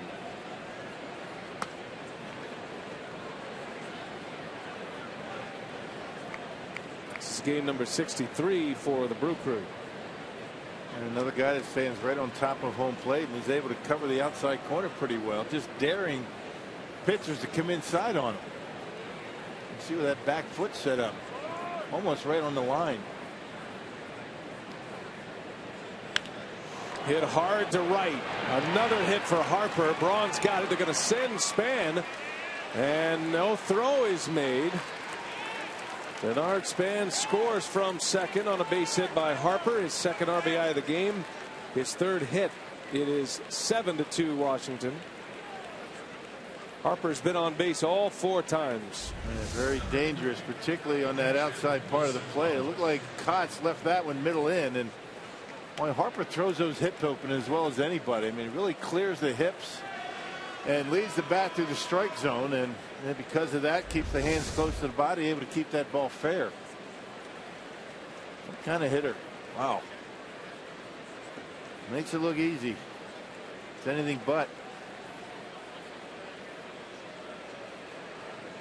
7-2. Here's Ramos, who hit the 2-run homer last inning. It was a 3-2 game at the time. Ramos to the opposite field. That little cut in addition to Miller Park many years ago. And Ramos takes advantage. His second hit of the day, 5th homer of the season.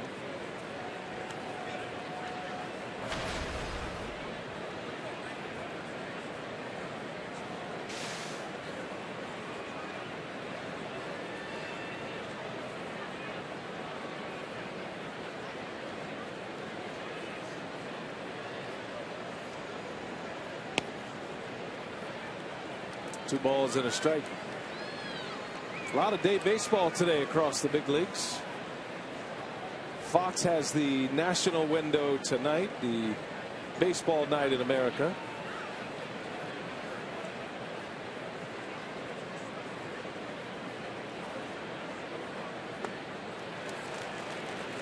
Got the Diamondbacks and the Giants tonight, or the Cubs and the Cincinnati Reds. That'll be in this region. Then the Yankees, Orioles. There are some games that are either final or getting late, getting to the end. They went 11 innings in Boston. The Blue Jays beat the Red Sox 5-4. Got a chance to turn it here. Jeanette to Segura, and a 4-6-3 double play to get out of the inning. 7-2 Nationals. Brewers got some work to do today.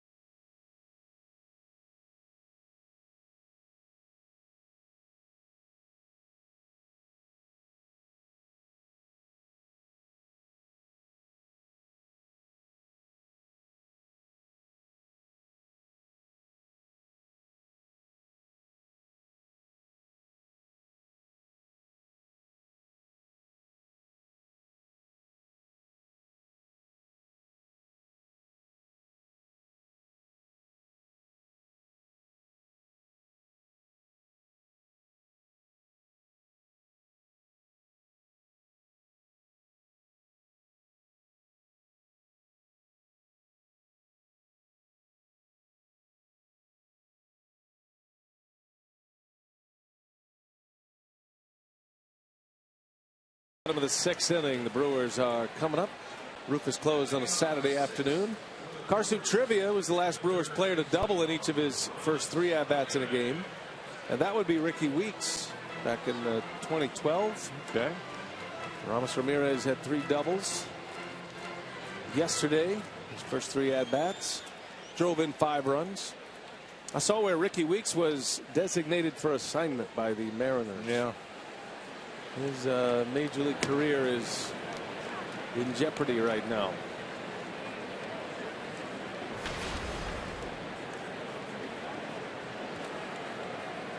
Ramirez 0 for 2 tonight against Joe Ross, who has been staked to a 5-run lead. There's a little jam shot to short. 1 away.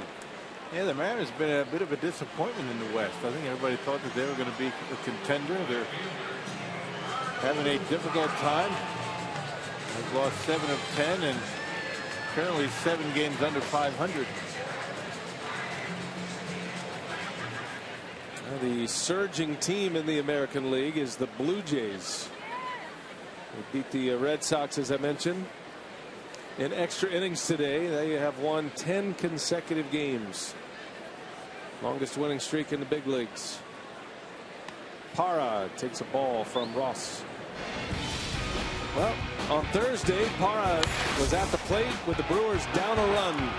Powerball home run number 4 was a game tire. Scooter Gennett got a lot of the headlines that night, rightly so. He had the game-winning RBI in the 8th, but Parra is the one who squared the deal at 5. Yeah, he's had a terrific season, hitting nearly 290.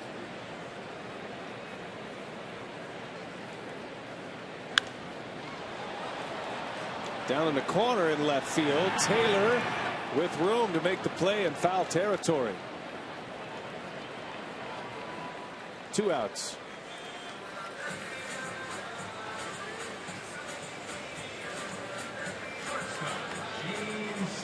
That'll bring up Gene Segura. Well, Joe Ross in a position to win his first game in the big leagues. He looks poised. He's only thrown 75 pitches.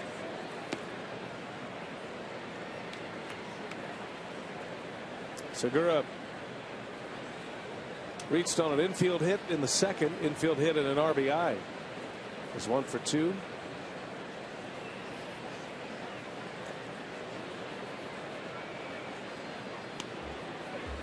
He's been able to command the strike zone, get ahead. He's got some good sink. He looks like he's throwing a couple of different breaking pitches, 2 different sliders that seem to be have different action on him. He's only been in trouble in 2 innings, the 2nd and the 4th.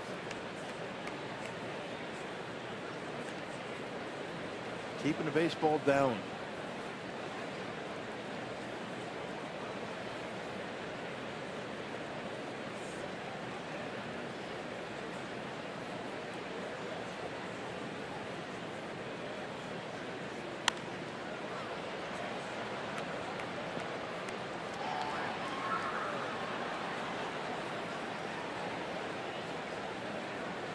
Nationals are close to getting a few pieces back. Doug Fister had a rehab start yesterday. He's been out with a forearm injury, and he pitched well, experienced no problems. Segura, that's another nice play by Ross. He's gotten Segura twice on that same kind of ground ball. 3 up, 3 down for Joe Ross.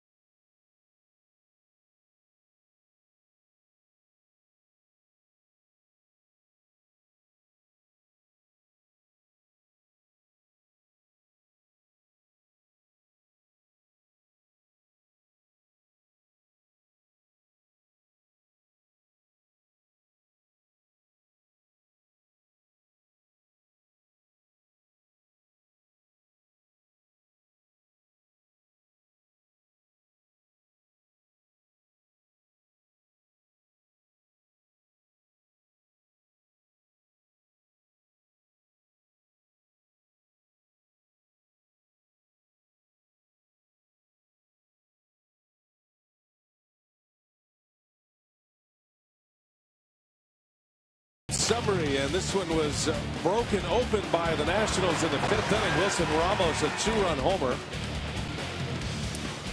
Jimmy Nelson had 2 outs, nobody on in that inning, and then adding to it was Michael Taylor, another 2-out RBI in the 5th inning. 3 runs scored. Nats added 1 in the 6th inning. They lead it 7-2. We head to the 7th. Nationals coming up. They are a game and a half behind the New York Mets in the National League East. They've got Danny Espinosa leading off this inning. Mets are playing a day game today as well. At home, they lead the Braves 3-1. Mets are playing good baseball. In first place, 4 games over 500. The Mets and the Yankees both in first place, and all of New York can relax. Yeah, right. Yankees are a game up on the Tampa Bay Rays, 2 up on the Blue Jays. Blue Jays won again today. Baltimore's 3 back. That's a tightly contested division, the American League East.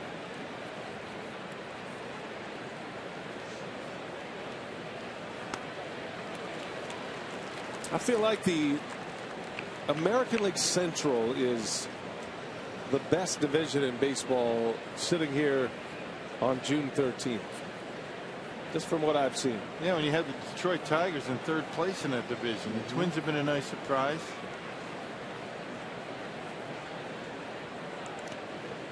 I think the White Sox underperforming a bit. The Chicago White Sox, all the moves that they've made in the offseason, I thought that they felt as though they were going to contend. They still could. 3 games under 500. Cleveland was playing some pretty good baseball there for a while. Espinosa takes a call, strike 3.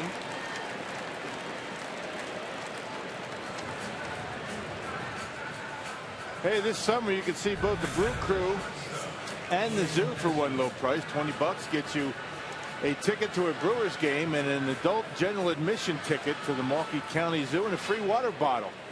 For details, visit brewers.com/zoo. I got a free water bottle. Yeah, me too. Brew Crew in the Zoo. It's a good deal. I mean, that's a nice bottle. I'll use that. I will definitely use that. You know who loves these bottles? Toddlers. You can make a lot of noise with these bottles. Got a nice clip on it so you won't lose it. Right. Very nice. Speaking of the Zoo, our buddy Marcus Hanel, the Brewers bullpen catcher, has a big event at the Zoo tomorrow. Coos for Kids.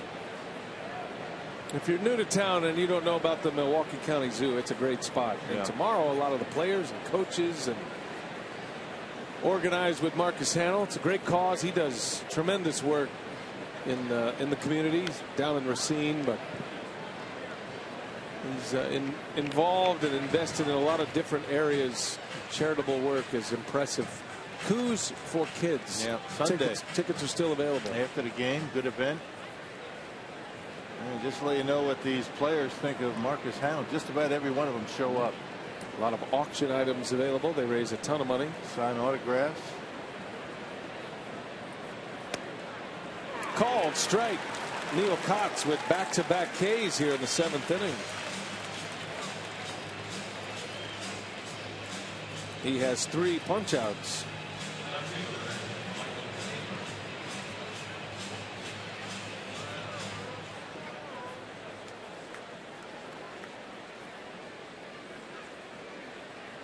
Here's Michael Taylor now.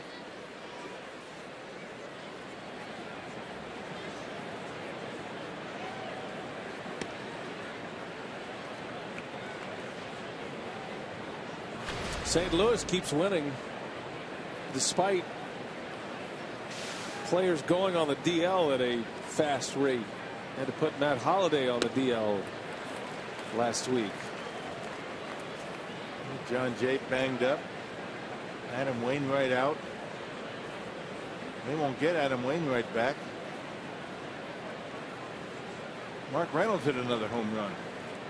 Yeah, he's playing first base because Matt Adams is possibly out for the year. Cardinals have the best record in baseball. They are the first team to 40 wins. Did that last night. Matter of fact, they're +4 in the win column. The Dodgers have just 36 wins. Dodgers have won 4 in a row. And they're up a couple of games on the Giants. Broken bat grounder over to third. And Kotz with a 3 up 3 down inning gives the Brewers 2 innings here today. 7-2 Washington.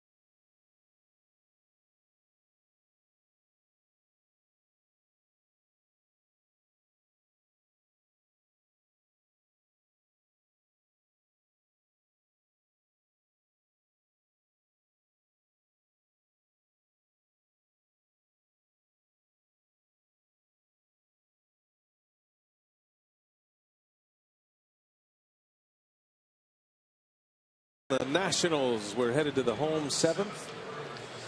Scooter Gennett will lead off for the Brew Crew. Down 7-2. The Nationals have out hit the Brewers 11-7.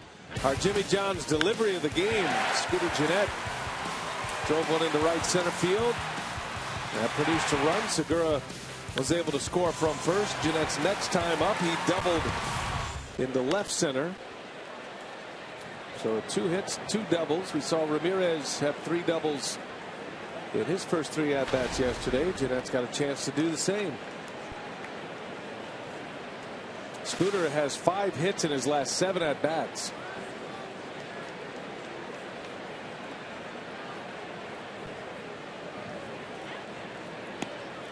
Going back to that hit that produced the game-winning RBI on Thursday.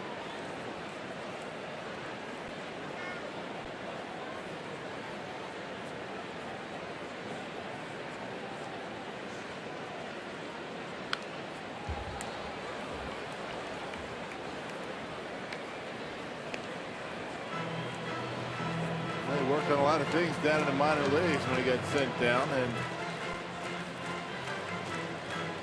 worked on his mechanics and just his general approach. I mean, you don't see anything different with his mechanics, whether it be at the plate or in the field. Just trying to iron things out, get to where he was last year. Kind of snowballed on him this year early on. It'll pop up down the left field line, and Taylor is there to make the catch. Good play by the young outfielder. He ran to the spot. And Gennett is retired for the first time. Hey, looking for the perfect venue to host your next group event with incredible views, exclusive amenities, and complimentary food and beverage. Miller Park's 5 spectacular all-inclusive areas are sure to leave a lasting impression. For details, visit brewers.com/all-in. Here's Shane Peterson pinch hitting. Neil Kotz pitches well once again for the Brewers. He did give up the hit that produced a run to Bryce Harper. That run belongs to Jimmy Nelson, who went 5 innings today, gave up 7 earned runs on 10 hits. But for Kotz, no earned runs today. He is now at 9 consecutive scoreless outings, covering 10 1/3 innings.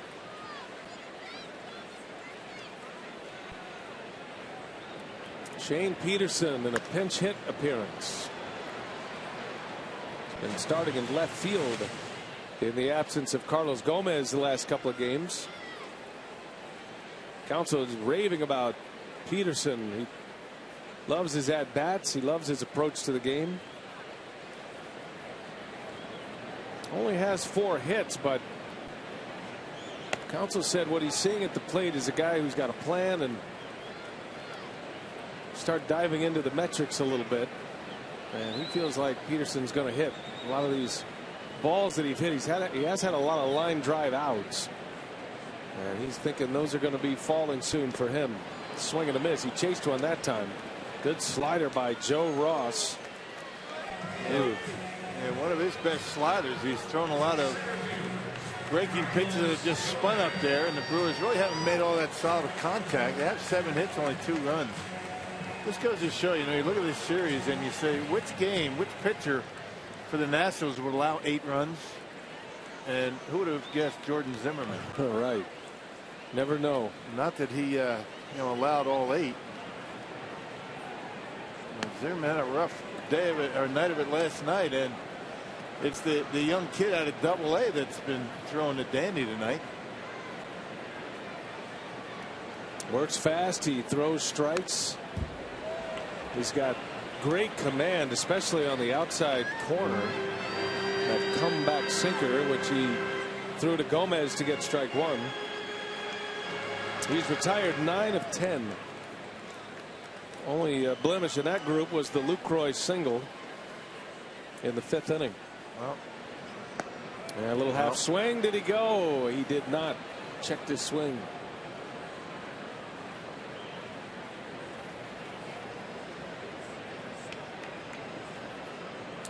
Joe Ross made his major league debut last week against the Cubs.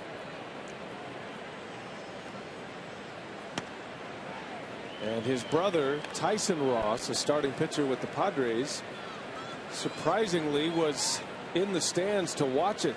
Bud Black and the Padres allowed Tyson Ross to go see his younger brother make his major league debut. Gomez, that's a swing. And down he goes. Carlos literally down. And down on strikes as well. 3 up, 3 down inning for Ross.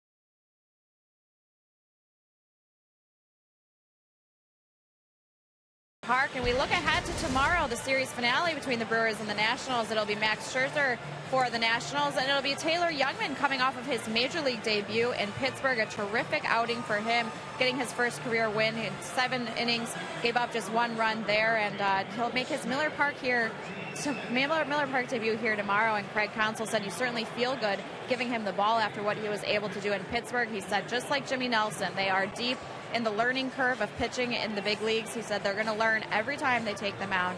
But Youngman showed that he can perform at this level. He's got the confidence to build on from that debut.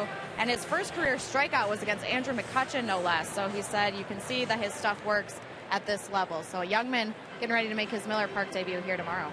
All right, Sophia, thanks. And Taylor has a lot of his family and friends here once again. They made the trip from Pittsburgh to Milwaukee. So it'll be good to watch them watch Taylor tomorrow.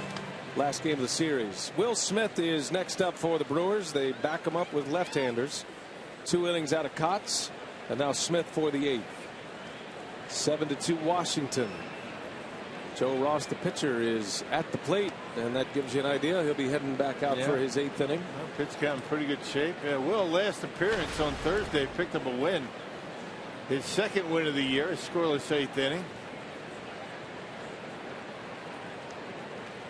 You see Scherzer's numbers up there on that graphic? I mean, impressive. I mean, unbelievable. And he's 6-5. Yeah, how do you lose 5 games? Right. He's struck out 97 batters already. He's only walked 14. But he's 6-5 with those kind of numbers. Man. Pitcher of the month in the National League. Max Scherzer.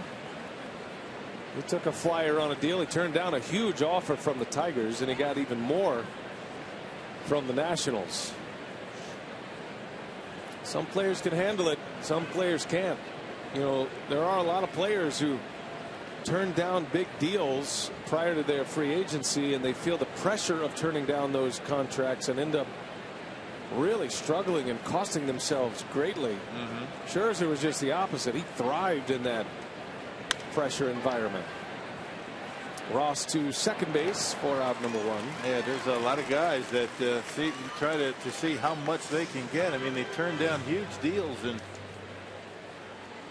they just feel the pressure. I mean, they're just not able to perform at the level that they had in the past. Ian Desmond, one of those guys.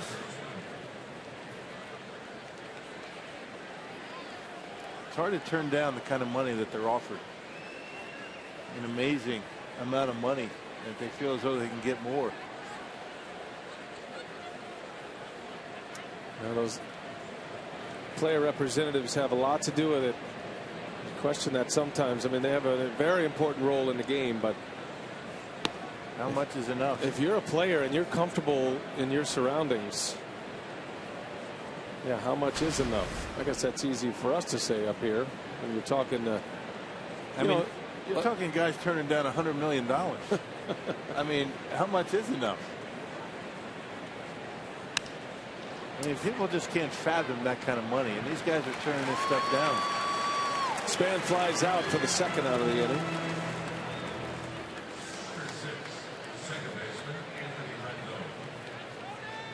Well, again, it all goes back to the personality of the player. I mean, there have been a lot of examples through the years of players who could have made more had they performed at that level until free agency. That's the key, see? It's not what you've done, it's can you do it for that year or maybe 2 years. And you take a guy like Carlos Gomez, and he freely admits Carlos Gomez, the 2 years that he has had since he signed that multi-year contract with the Brewers, he deserves a lot more money than what he's making based on the numbers. However, he would be the first to tell you he wouldn't be putting up those numbers if he didn't have the security of the contract. So sometimes it can work against. Gomez was smart, signed the deal, and it's worked in his favor.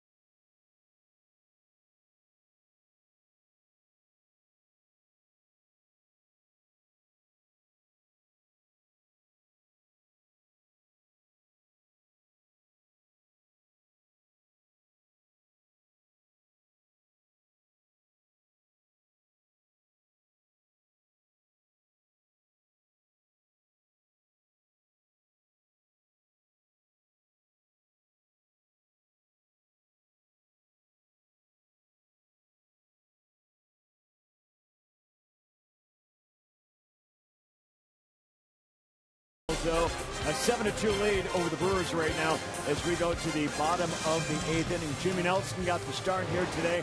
Neil Kotz and Will Smith so far pick it up nicely out of the bullpen. Yeah, there's no doubt about it. When you look at this bullpen, it all comes down to coming in and throwing strikes and getting ahead of hitters. That's exactly what this bullpen do. 48+ innings, just 3 earned runs in those innings. Kotz did a nice multi-inning job here tonight with 3 strikeouts in this one. We'll cover it all. Brewers Live postgame on the way here from Craig Counsell. See if the Brewers can get a late rally going, but Joe Ross has been pretty good here today. Yes, he has, Craig. Thank you. Looking forward to Brewers Live. Brewers trying to mount a comeback here. They had one on Thursday night, down 5-1. It matched their largest comeback win of the year. They're down 5 runs here in the bottom of the 8th. Lucroy at the plate, Braun to follow, then Lind. And a bouncer backhanded at third by Escobar. The throw is scooped by Espinoza. Good play on both ends. I don't think Escobar had to be that quick with that throw. Not with Lucroy running down the line, but he was. He kind of jumps up and makes a throw to first. And for a guy that's never played first base, this is a pretty good pick. One of those in-between hops. That's worth another look. Brought to you by Columbia St. Mary's. One of those in-between hops. You could see Espinosa goes down to get it. The key to that play is to try to get your eyes to the level of the hop, and that's what he did. Makes that play a little bit easier. Ryan Braun fouls one away. Did you notice the spectacular camera work right there? That entire replay sequence. Another buddy Woody. By one guy. That was Dwayne up there. Oh, Dwayne? You sound surprised. Woody wasn't involved in that? Woody's down there at first base, isn't he? Right. This one was a little bit higher. Okay, yeah. That's Woody. There's Woody. Where's Dwayne? The Godfather. Dwayne's over here to our right. There's Dwayne. Dwayne, stand up. Oh, he is.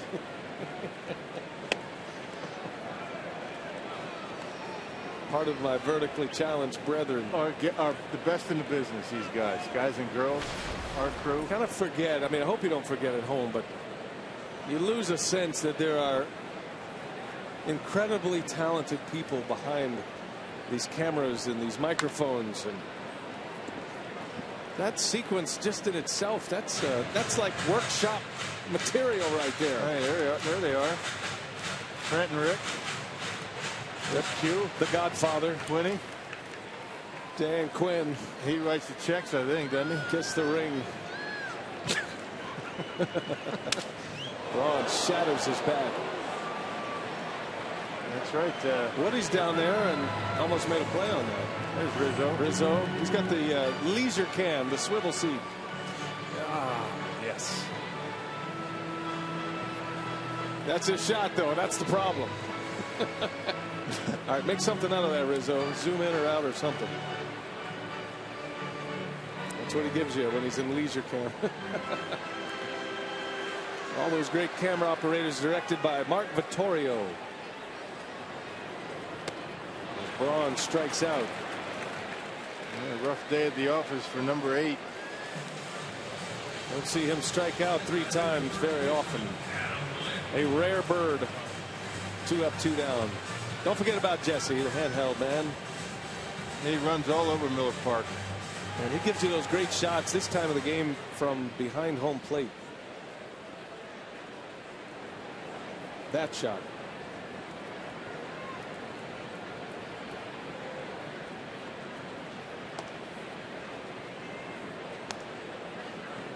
Fantastic crew and the tape operators in the truck. All the folks in video and Lindsay, our TD. We love coming to Milwaukee. We come back here after a road trip. Not that we ever forget how talented they are, but when we come back, appreciate all of their efforts.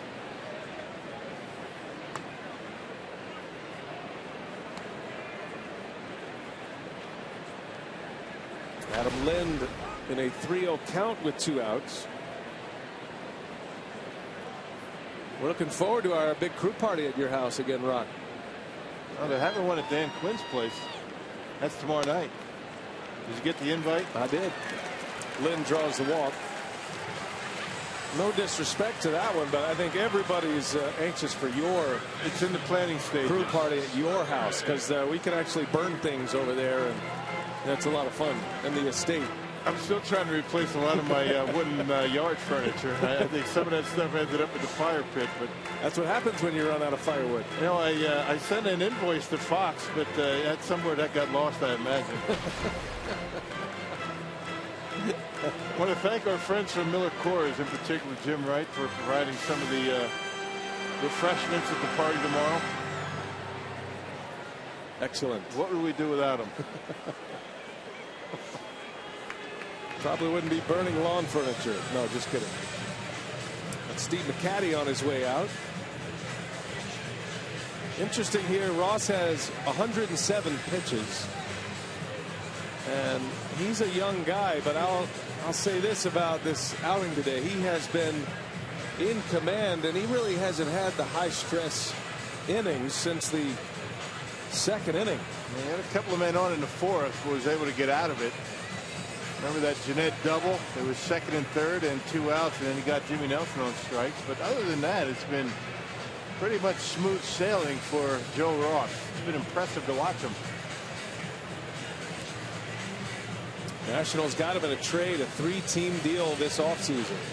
He was in the Padres organization, was a first rounder by San Diego, his older brother pitching for the Padres, and there was some thought that they'd have a Ross rotation at some point. But a 3-way deal this offseason. Ramirez bangs one on the ground on the first pitch. And right after the mound visit, Ross gets out of it 8 strong, and he is in line for his very first major league win.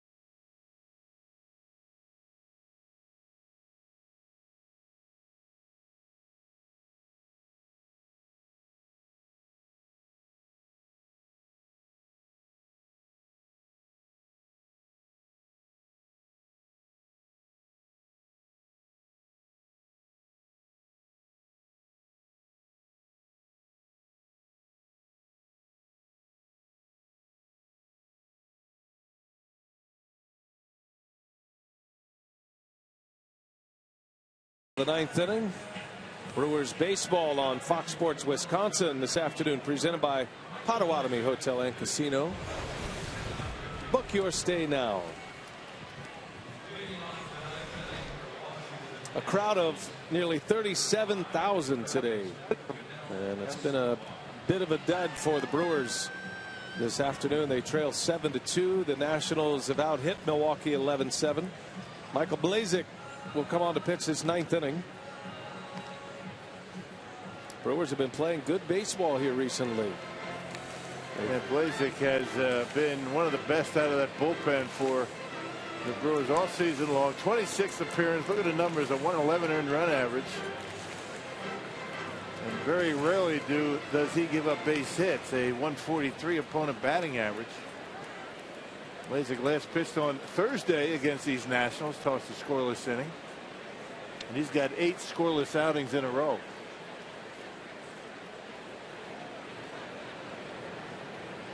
Yudel Escobar will lead off. Bryce Harper to follow. And those two have been tough on the Brewers today. How about that? Buckled his knees, and yet it spins in for a strike. Escobar hit the eject button.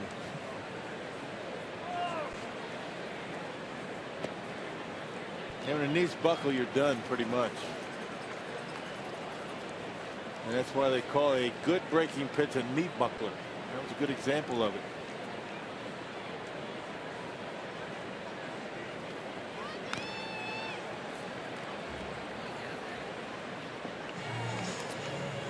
Well, Joe Ross for the Nationals, impressive in just his second start in the big leagues. 8 strong innings for Ross, giving up just 2 runs on 7 hits. Both of those runs came in the second inning. Nationals put out a little note here. I didn't realize this, but Ross, he walked Adam Lind last inning.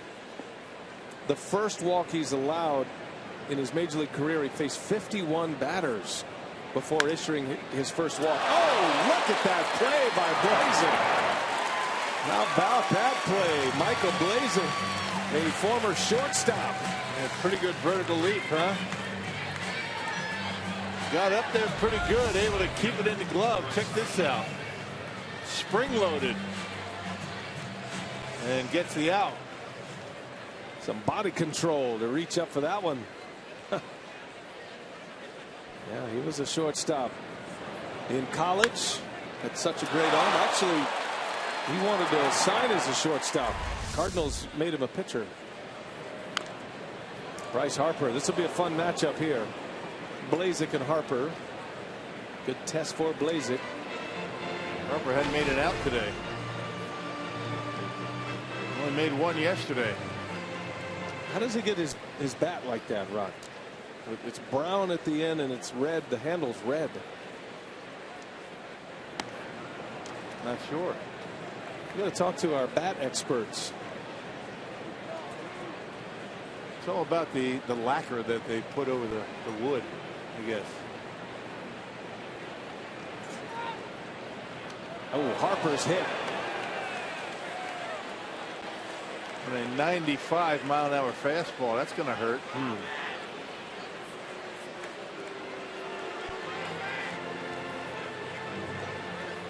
That's a third hit batter today, issued by Brewer pitching today.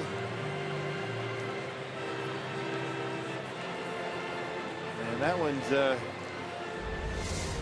to leave a mark. Check this out. Look where he gets it. Ooh, right above the knee on the left leg.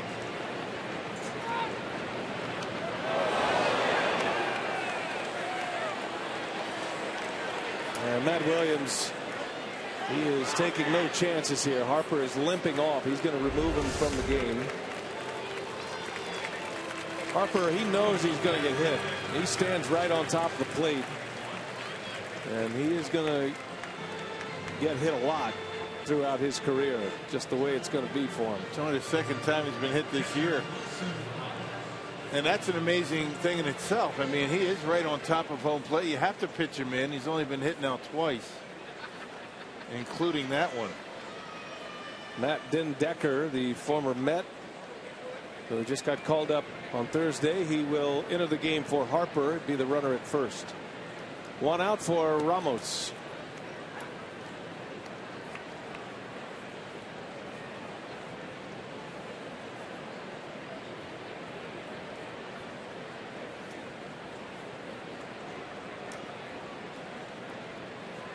Ramos with 2 hits, including a 2-run homer in the 5th. That was a big moment in the game.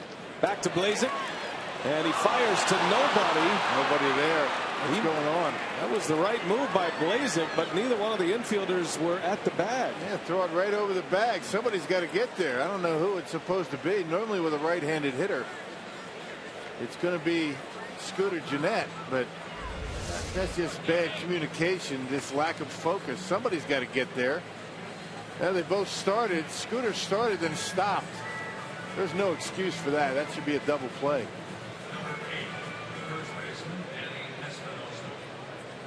Now they both started and they both stopped. Yeah, I don't know why that would happen, but you know, they know who's going to cover before the pitch is thrown, and for some reason nobody got there.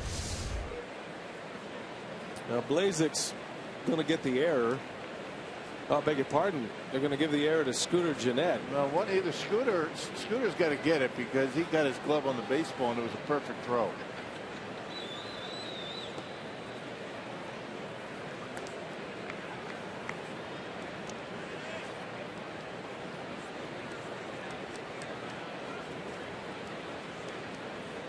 First and second now for Espinoza.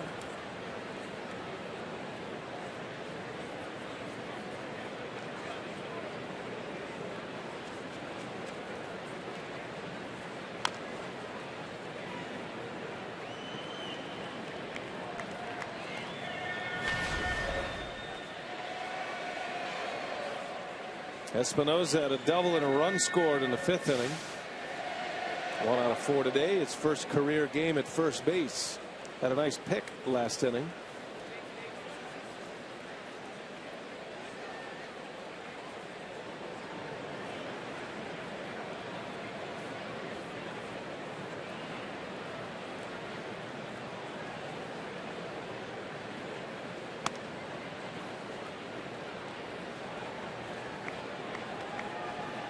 You wonder if that hit by pitch on Harper will have any carryover effect to tomorrow. 3 hit batters today for the Brewers. Nelson hit 2 batters on the ground. Jeanette's got this one, and an out there. Segura's throw is late. Espinosa runs well. He beat it out. Good play by Jeanette to Segura to get the second out. It'll be 1st and 3rd now. Man did everything right. He took the easy hop. He had to go back on it, and that's really what cost him the double play. I mean, if you charge that, you're going to be catching a pretty tricky hop. So he's able to get one. He got the man at second.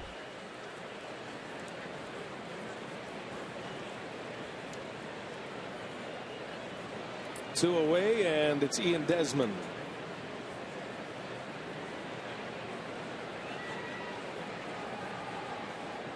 He is 0 for 3. A couple of strikeouts. He was hit by a pitch in the 5th inning. And yet another bat. Yeah, he keeps changing bats. You're right. The 3rd bat of the day for Desmond. He has struck out 6 times in his last 8 plate appearances.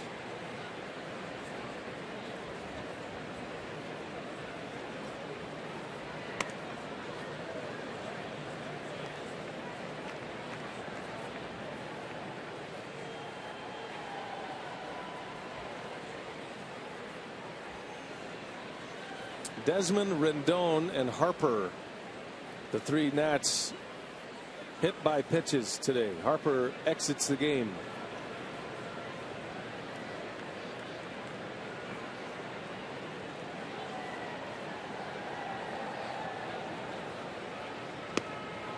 One and 2.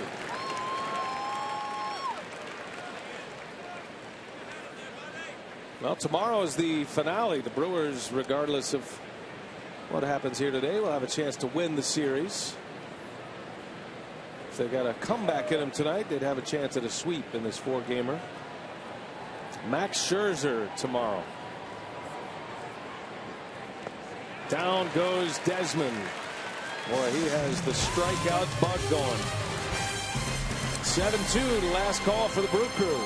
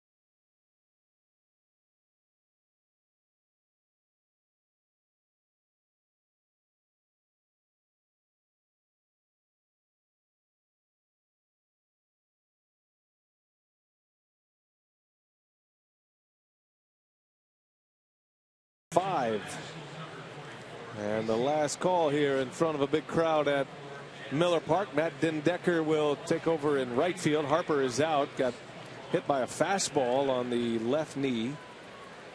Casey Jansen is on the mound to try to close it out.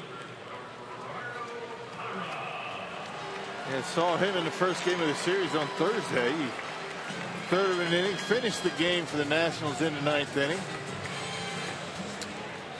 8th major league season for Casey Jansen. You see his numbers, a .450 earned run average.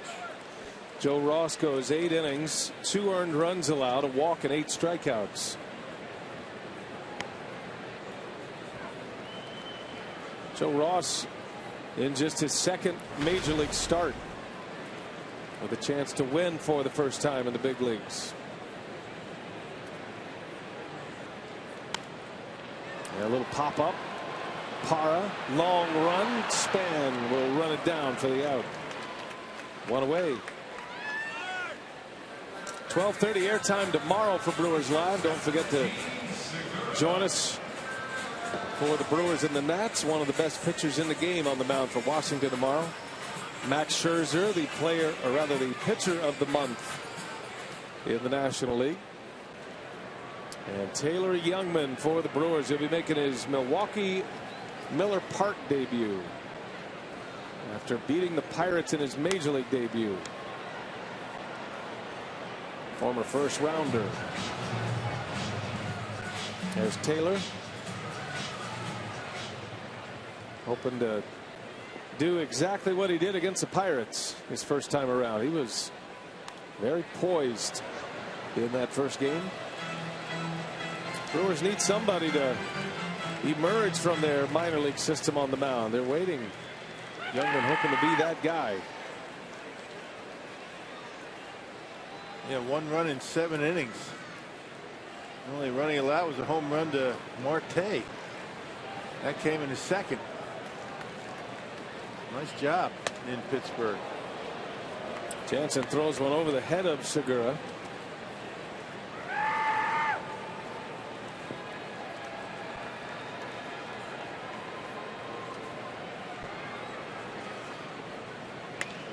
And a line drive base hit. Got a breaking ball. Segura singles to left. A 2-hit game for Gene Segura. He's a tough kid, Gene Segura. I'll tell you. He just throwing over his head, and he's thinking, now maybe they're going to get me here because of the other 3 batters that were hit for the Nationals. And then he throws a slider on the outside corner. He sticks his nose in there and hits it hard into left field. That was an impressive job by Segura right there.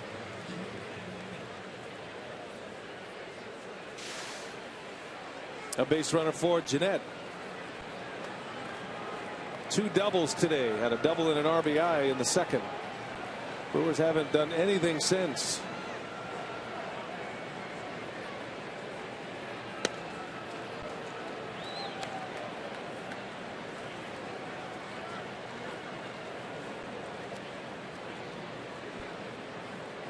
After tomorrow's series finale with the Nats, the Royals are coming to town. That's going to be just a 2-game series with Kansas City. And then the Brewers will fly to Kansas City for a 2-game series Wednesday and Thursday. So a 2-2 home and home interleague series with the Royals. Cardinals have a lead over the Royals currently 3-2 in the 8th inning.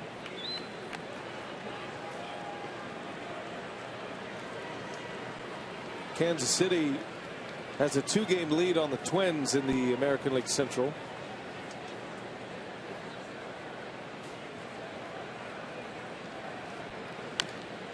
Little chopper, and Espinosa will go to second for the lead out. 2 away. Brewers are going to see the Twins again later in the month after taking 2 out of 3 from them last weekend. Twins just called up their big prospect. Yeah, Byron Buxton is on his way to Arlington, where the Twins are. He's going to join the Twins tomorrow. He's rated the #1 prospect in all of baseball. He'll be here at the end of June, and the rest of the Twins. Another kid that's going to be promoted from AA directly to the big leagues. Jason Rogers, last hope for the Brewers. Looking for that 5-run homer here to tie it. Might as well hit a 6-run homer.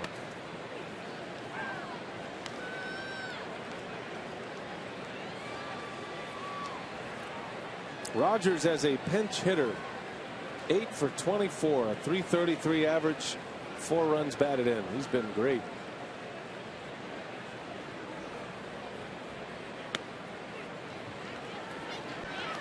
Council have been using him a lot in key situations late in games, and got a good approach for a young kid as a pinch hitter.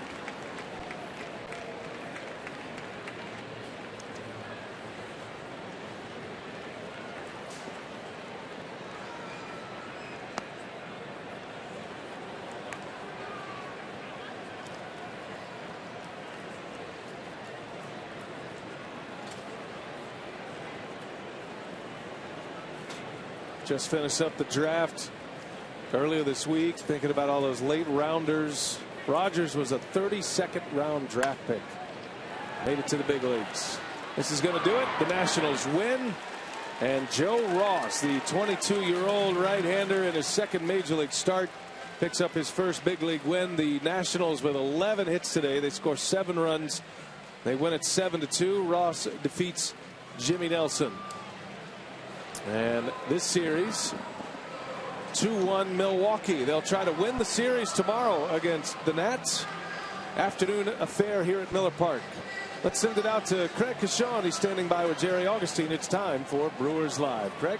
All right, it sure is, Brian. Thank you. The Brewers lose here to the Nats. We'll hear from manager Craig Counsell. As always, get you set for the finale Sunday afternoon in this series coming up on the way, also inside the clubhouse. Stay with us. Brewers Live is next.